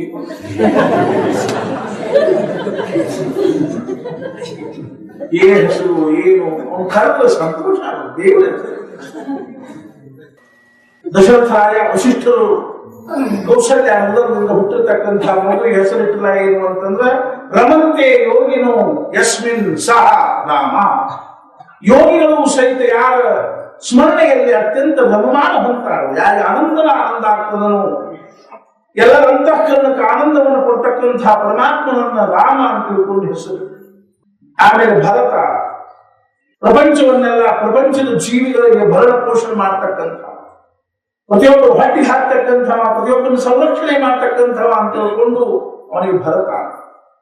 ಎಲ್ಲಾ ಪ್ರಕಾರವಾಗಿರ್ತಕ್ಕಂಥ ಲಕ್ಷಣಗಳಿಂದ ಕೂಡ್ಕೊಂಡಿರ್ತಕ್ಕಂತಹ ಅಂತ ತಿಳ್ಕೊಂಡು ಲಕ್ಷ್ಮಣ ಅಂತ ತಿಳ್ಕೊಂಡು ಹೆಸರಿಟ್ಟು ಶತ್ರುಗಳನ್ನು ಸಂಹಾರ ಮಾಡ್ತಕ್ಕಂಥವ, ಯಾರು ತನ್ನ ಅಂತಃಶತ್ರುಗಳನ್ನು ಸಂಹಾರ ಮಾಡಿಕೊಂಡು ನಿರ್ವಿಕಾರವಾಗಿರ್ತಕ್ಕಂತಹ ಭಾವವನ್ನು ಹೊಂದಿರತಕ್ಕಂಥವನಿದ್ದಾನಂಥವನಿಗೆ ಶತ್ರುಘ್ನ ಅಂತ ತಿಳ್ಕೊಂಡು ಅರಿಸುವುದನ್ನ ದಶರಥ ರಾಜ ಬಹಳ ಸಂತೋಷ ಆಯ್ತು. ದಿನಗಳಂತೆ ಮಕ್ಕಳು ದೊಡ್ಡವರಾಗಲಿಕ್ಕೆ ಹತ್ತರು. ತಂದೆ ತಾಯಿಗೆ 3 ಜನ ರಾಣಿಯರಿಗೆ ಇಡೀ ಅಯೋಧ್ಯ ವಾಸಿಗಳಿಗೆಲ್ಲ ಆನಂದದ ದೇವತೆಗಳೆಲ್ಲರೂ ಆನಂದದಿಂದ ಹೂಗಳನ್ನು ಸುರಿತಾ ಇದ್ದಾರೆ. ದೇವತೆಗಳೆಲ್ಲ ಬೇರೆ ಬೇರೆ ವೇಷದೊಳಗ ಮಾರು ವೇಷದೊಳಗೆ ಬಂದು ಎಲ್ಲರೂ ಶ್ರೀರಾಮನ ದರ್ಶನವನ್ನು ಮಾಡ್ತಾರೆ. ಸ್ವತಃ ಪರಮೇಶ್ವರ ಶಿವ ಶಂಕರ ಬ್ರಾಹ್ಮಣ ವೇಷದಲ್ಲಿ ಬಂದು ಕೌಸಲ್ಯನ ಅಂತಃಪುರದೊಳಗೆ ಬಂದು ಶ್ರೀರಾಮಚಂದ್ರನ ಅರ್ಥಾತ್ ಕೂತ್ಕೊಂಡು ಕೂಡಲೇ ಕೌಸಲ್ಯ ಸ್ವತಃ ಬಂದು ಶ್ರೀರಾಮನನ್ನ ಪಾದಗಳ ಮೇಲೆ ಹಾಕ್ತಾ ಇದ್ದಾರೆ. ಶಿವನಿಗೆ ನೋಡಿ ಬಹಳ ಸಂತೋಷ ಆಯಿತು. ರಾಮನ ಅವತಾರವಾಗಿರ್ತಕ್ಕಂಥದ್ದನ್ನು ನೋಡಿ ದೊಡ್ಡವರಾಗಲಿಕ್ಕೆ ಹತ್ತರು. ರಾಜನ ಮಕ್ಕಳು ದೊಡ್ಡವರಾಗಲಿಕ್ಕೆ ಎಷ್ಟೊತ್ತಿದ್ರು. ಮನುಷ್ಯನಿಗೆ ದುಃಖದ ವಿಸ್ಮರಣೆ ಒಳಗೆ ಏನದ ಅಂದ್ರೆ ಕಾಲ ಕಳೆದದ್ದು ಗೊತ್ತಾಗುದಿಲ್ಲ. ಕಾಲದ ವಿಸ್ಮರಣೆ ಎಲ್ಲಿದನೋ ಅಲ್ಲಿ ಆನಂದದ, ಎಲ್ಲಿ ಕಾಲದ ಸ್ಮರಣೆ ಅದನೋ ಅಲ್ಲಿ ದುಃಖ ಅಂತೀವಿ. ನೋಡ್ರಿ ನಾವು ಏನ್ರಿ ಒಂದು ರಾತ್ರಿ ಕಳೆದಾಗ ಯುಗ ಕಳೆದಂಗ ಕೂತಿರ್ತಾರ ಶವದ ಮುಂದೆ. ದುಃಖದ ಪ್ರಸಂಗದೊಳಗೆ ಒಂದೊಂದು ರಾತ್ರಿ ಕಳೆಯೋದು ಅಂದ್ರೆ ಯುಗ ಕಳೆದಂಗ. ಯಾರೋ ದೂರ್ನವ್ರು ಬರೋದು ಇರ್ತದ, ಯಾವಾಗ ಬಂದಾರಪ್ಪ ಯಾವಾಗ ಎತ್ತಿವಪ್ಪ ಅನ್ನುವಂತಹ ಪರಿಸ್ಥಿತಿ. ಆದ್ರೆ ಆನಂದದ ಕ್ಷಣಗಳ ಕಳೆದಂತೆ ಗೊತ್ತಾಗುವುದಿಲ್ಲ. ಏನ್ರಿ ಅನ್ನುವುದಾಗ ವರ್ಷ ಕಳಿತು 6 ತಿಂಗಳು ಕಳಿತು ಅಂತೀವಿ. ಹೆಂಗು ಹಂಗ ಅಯೋಧ್ಯ ಒಳಗ ದಶರಥ ರಾಜನ ಅರಮನೆ ಒಳಗ 12 ದಿವಸ ಕಳೆದೆಷ್ಟು. ಅನ್ನೋದ್ರೊಳಗೆ 8 ವರ್ಷ ಕಳೆದು ಕ್ಷತ್ರಿಯ ಕುಮಾರ ಎಲ್ಲರಿಗೂ ಏನ್ ಮಾಡಿದ್ರು, ಮೌಂಜಿ ಬಂಧನ ಆತು, ಮುಂಜಿ ಮಾಡಿದ್ರು. ವಶಿಷ್ಠ ಹತ್ರ ಅಧ್ಯಯನಕ್ಕೆ ಕಳಿಸಿದ್ದಾರೆ. ಸರ್ವಜ್ಞನಾಗಿರ್ತಕ್ಕಂತಹ ಸರ್ವಜ್ಞಾನಗಳ ಭಂಡಾರನಾಗಿರ್ತಕ್ಕಂತಹ ಶ್ರೀರಾಮ ಅಧ್ಯಯನ ಏನ್ ಮಾಡ್ಬೇಕಾಯ್ತು. ವಸಿಷ್ಠರು ಹೇಳುವುದನ್ನೆಲ್ಲ ಭಗವಂತ ಮುಂಚೆ ಅರ್ಥ ಮಾಡಿಕೊಂಡಿದ್ದಾರೆ. ವರ್ಷ 9 ಎಲ್ಲವನ್ನು ಅಧ್ಯಯನ ಮಾಡಿಕೊಂಡು 4 ಜನರು ತಿರುಗಿ ಮತ್ತೆ ಅರಮನೆಗೆ ಬರ್ತಾ ಇದ್ದಾರೆ. ಅನೇಕ ಪ್ರಕಾರದ ಆಟಗಳನ್ನು ಆಡ್ತಾ ಇದ್ದಾರೆ, ಮಿತ್ರರ ಜೊತೆಗೆ ಆಟಗಳನ್ನು ಆಡ್ತಾ ಇದ್ದಾರೆ, ಭೇಟಿಗಳಿಗೆ ಹೋಗ್ತಾ ಇದ್ದಾರೆ, ಅಧ್ಯಯನ ಅರ್ಥಾತ್ ಶಾಸ್ತ್ರ ಚಿಂತನೆಗಳನ್ನು ಮಾಡ್ತಾ ಇದ್ದಾರೆ. ದಶರಥ ರಾಜ ಕೌಶಲ್ಯರ ಜೊತೆಗೆ ಆನಂದದಲ್ಲಿ ದಿವಸಗಳನ್ನು ಕಳೀತಾ ಇದ್ದಾರೆ. ಶ್ರೀರಾಮಚಂದ್ರನ ಮನಸ್ಸಿನಲ್ಲಿ ಸೂಕ್ಷ್ಮವಾಗಿ ವೈರಾಗ್ಯದ ಭಾವ ಬರ್ತಾ ಇದೆ. ಅಧ್ಯಯನವಾದ ಮೇಲೆ ದೇಶಾಟನೆ ಮಾಡಿಕೊಂಡು ಬಂದಿದ್ರು. ಜನಜೀವನವನ್ನು ಅರ್ಥ ಮಾಡಿಕೊಂಡಿರುವ ಶ್ರೀರಾಮಚಂದ್ರನ ಮನಸ್ಸಿನಾಗ ವೈರಾಗ್ಯದ ಭಾವನಾ ಬರ್ಲಿಕ್ಕೆ ಪ್ರಪಂಚದ ವಿಷಯಗಳಲ್ಲಿ ಉದಾಸೀನತೆ ಅನ್ನಿಸ್ಲಿಕ್ಕೆ ಹತ್ತು.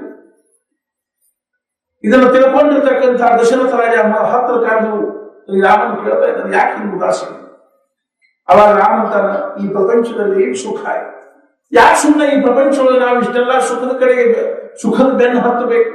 ನನಗೇನು ಬೇಡ, ನನಗೆ ಈ ಪ್ರಪಂಚ ಬೇಡ, ಪ್ರಪಂಚದ ವಿಷಯಗಳು ಬೇಡ, ರಾಜ್ಯ ಬೇಡ, ಐಶ್ವರ್ಯ ಬೇಡ, ನನ್ನ ಜೀವನದ ಕ್ಷಣಭಂಗುತೆ ನೋಡಿ ನನಗೆ ಬಹಳ ಇವೆಲ್ಲ ಬೇಡ ಅನಿಸ್ಲಿಕ್ಕೆ ವೈರಾಗ್ಯ ಪ್ರಾಪ್ತ ಆಗಿರ್ತಾರೆ.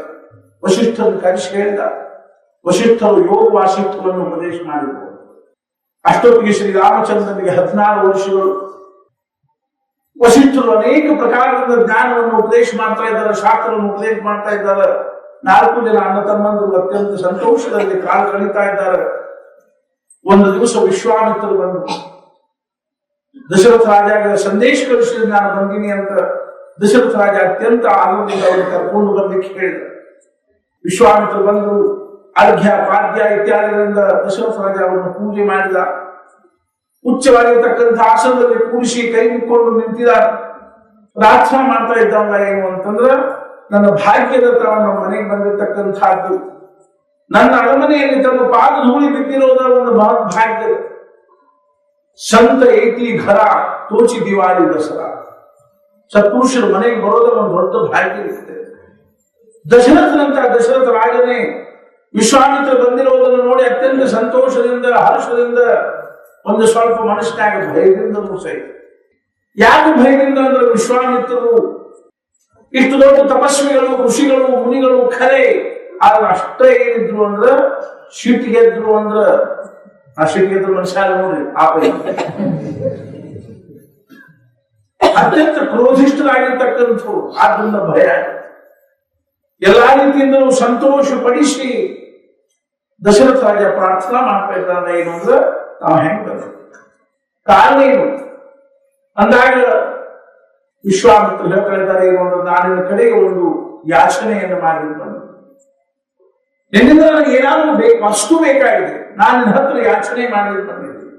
ದಶರಥ ರಾಜ ಆಶ್ಚರ್ಯ, ತಾವು ನನ್ನ ಕಡೆಗೆ ಯಾಚನೆ ಮಾಡೋದು ಇದು ಪದ್ಧತಿನ, ಇದು ನಮ್ಮ ಭಾರತೀಯ ಸಂಸ್ಕೃತಿಯ ಪದ್ಧತಿ ಆಗಲಿಲ್ಲ.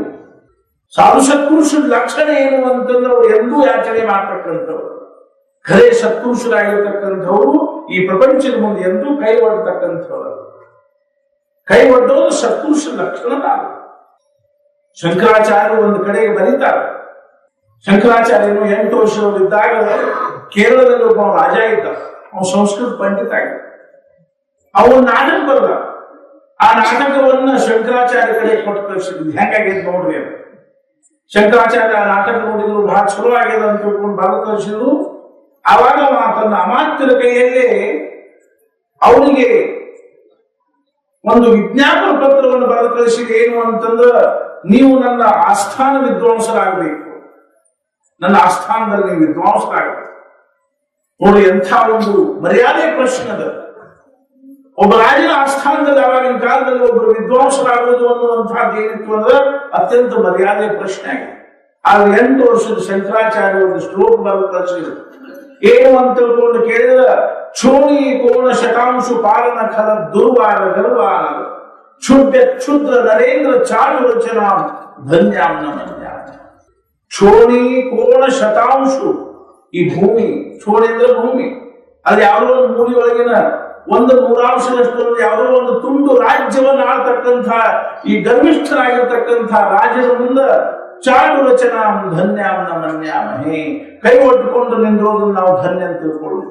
ನಾವೇನ್ ಮಾಡ್ಕೊಂಡು ಮಾಡಿವಿ ಅಂದ್ರೆ, ದೇವಂ ಸೇವಿತು ಮೇವ ಸೂಚನೆ, ನಾವು ಭಗವಂತರಿಗೆ ಶರಣ ಹೋಗ್ಬೇಕು ಮಾಡಿ. ನಾವು ಪ್ರಪಂಚದ ಮುಂದೆ ಕೈ ಒಡ್ತಕ್ಕಂಥವ್ರು ಅಲ್ಲ. ನಾವು ಕೈ ಒಡ್ಡಿದ್ರೆ ಭಗವಂತನ ಮುಂದೆ ಕೈ ಒಡ್ತಕ್ಕಂಥದ್ದು ಯಾಕೆ ಅಂತಂದ್ರೆ ಆ ಭಗವಂತರ ಯೋಸವು ದಯಾಳು, ಅತ್ಯಂತ ದಯಾಳು. ಯಾಕೆ ದಯಾಳು ಇದ್ದಾನಂದ್ರೆ ದಾನ ಮುಷ್ಟಿ ಮುಚೇ ಕುಚೇಲ ಮುನಯೇ, ಒಂದು ಮುಷ್ಟಿ ಅವಲಕ್ಕಿ ಕೊಟ್ಟಿರೋ ಸುಧಾಮನಿಗೆ ಕುಬೇರನಷ್ಟ ಐಶ್ವರ್ಯ ಕೊಡುವಂತಹ ದಯಾಳುವಾಗಿರೋ ಆ ಭಗವಂತನ ಮುಂದೆ ಕೈ ಒಡ್ತೀವಿ ಹೊರತು ಈ ಕ್ಷುದ್ರರಾಗಿರ್ತಕ್ಕಂಥ ರಾಜರ ಮುಂದೆ ನಾವು ಕೈ ಒಡ್ತೀವಿ. ಹೆಂಗೋ ಹಂಗ ವಿಶ್ವಾಮಿತ್ರರು ದಶರಥ ರಾಜ ಯಾಚನೆ ಮಾಡ್ತಾರೆ. ದಶರಥ, ಇವತ್ತು ನಾನಿನ ಬಾಗಿಲದಲ್ಲಿ ಒಂದು ಯಾಚನೆ ಮಾಡಿ ಬಂದಿದ್ದೀನಿ, ನಾವೊಂದು ವಸ್ತುವನ್ನು ಅಪೇಕ್ಷೆ ಮಾಡಿಕೊಂಡು ಬಂದಿದ್ದೀನಿ ಅಂದಾಗ ದಶರಥ ರಾಜ ಆಗ್ತಿದೆ. ತಾವು ನನ್ನ ಹತ್ರ ಕೇಳೋದು, ತಾವು ಮನಸ್ಸು ಮಾಡಿದ ತ್ರೈಲೋಕ್ಯವನ್ನು ಕೊಡ್ತಕ್ಕಂತಹ ಸಾಮರ್ಥ್ಯವುಳ್ಳಂಥವು ತಾವು ನನ್ನ ಹತ್ರ ಯಾಚನೆ ಮಾಡ್ತಾ ಇದ್ದಿಲ್ಲ ಅಂದಾಗ ಅವ್ರು ಏನ್ ಹೇಳಿದ್ರು, ಆ ಯಾಚನೆಯ ಒಂದು ರಹಸ್ಯ ಏನಿತ್ತು ಅನ್ನುವಂತಹ ವಿಷಯವಾಗಿ ನಾಳಿನ ಸತ್ಸಂಗದ ಪ್ರವರ್ತನೆ. ಜಾನಕಿ ಜೀವ ಸ್ಮರಣೆ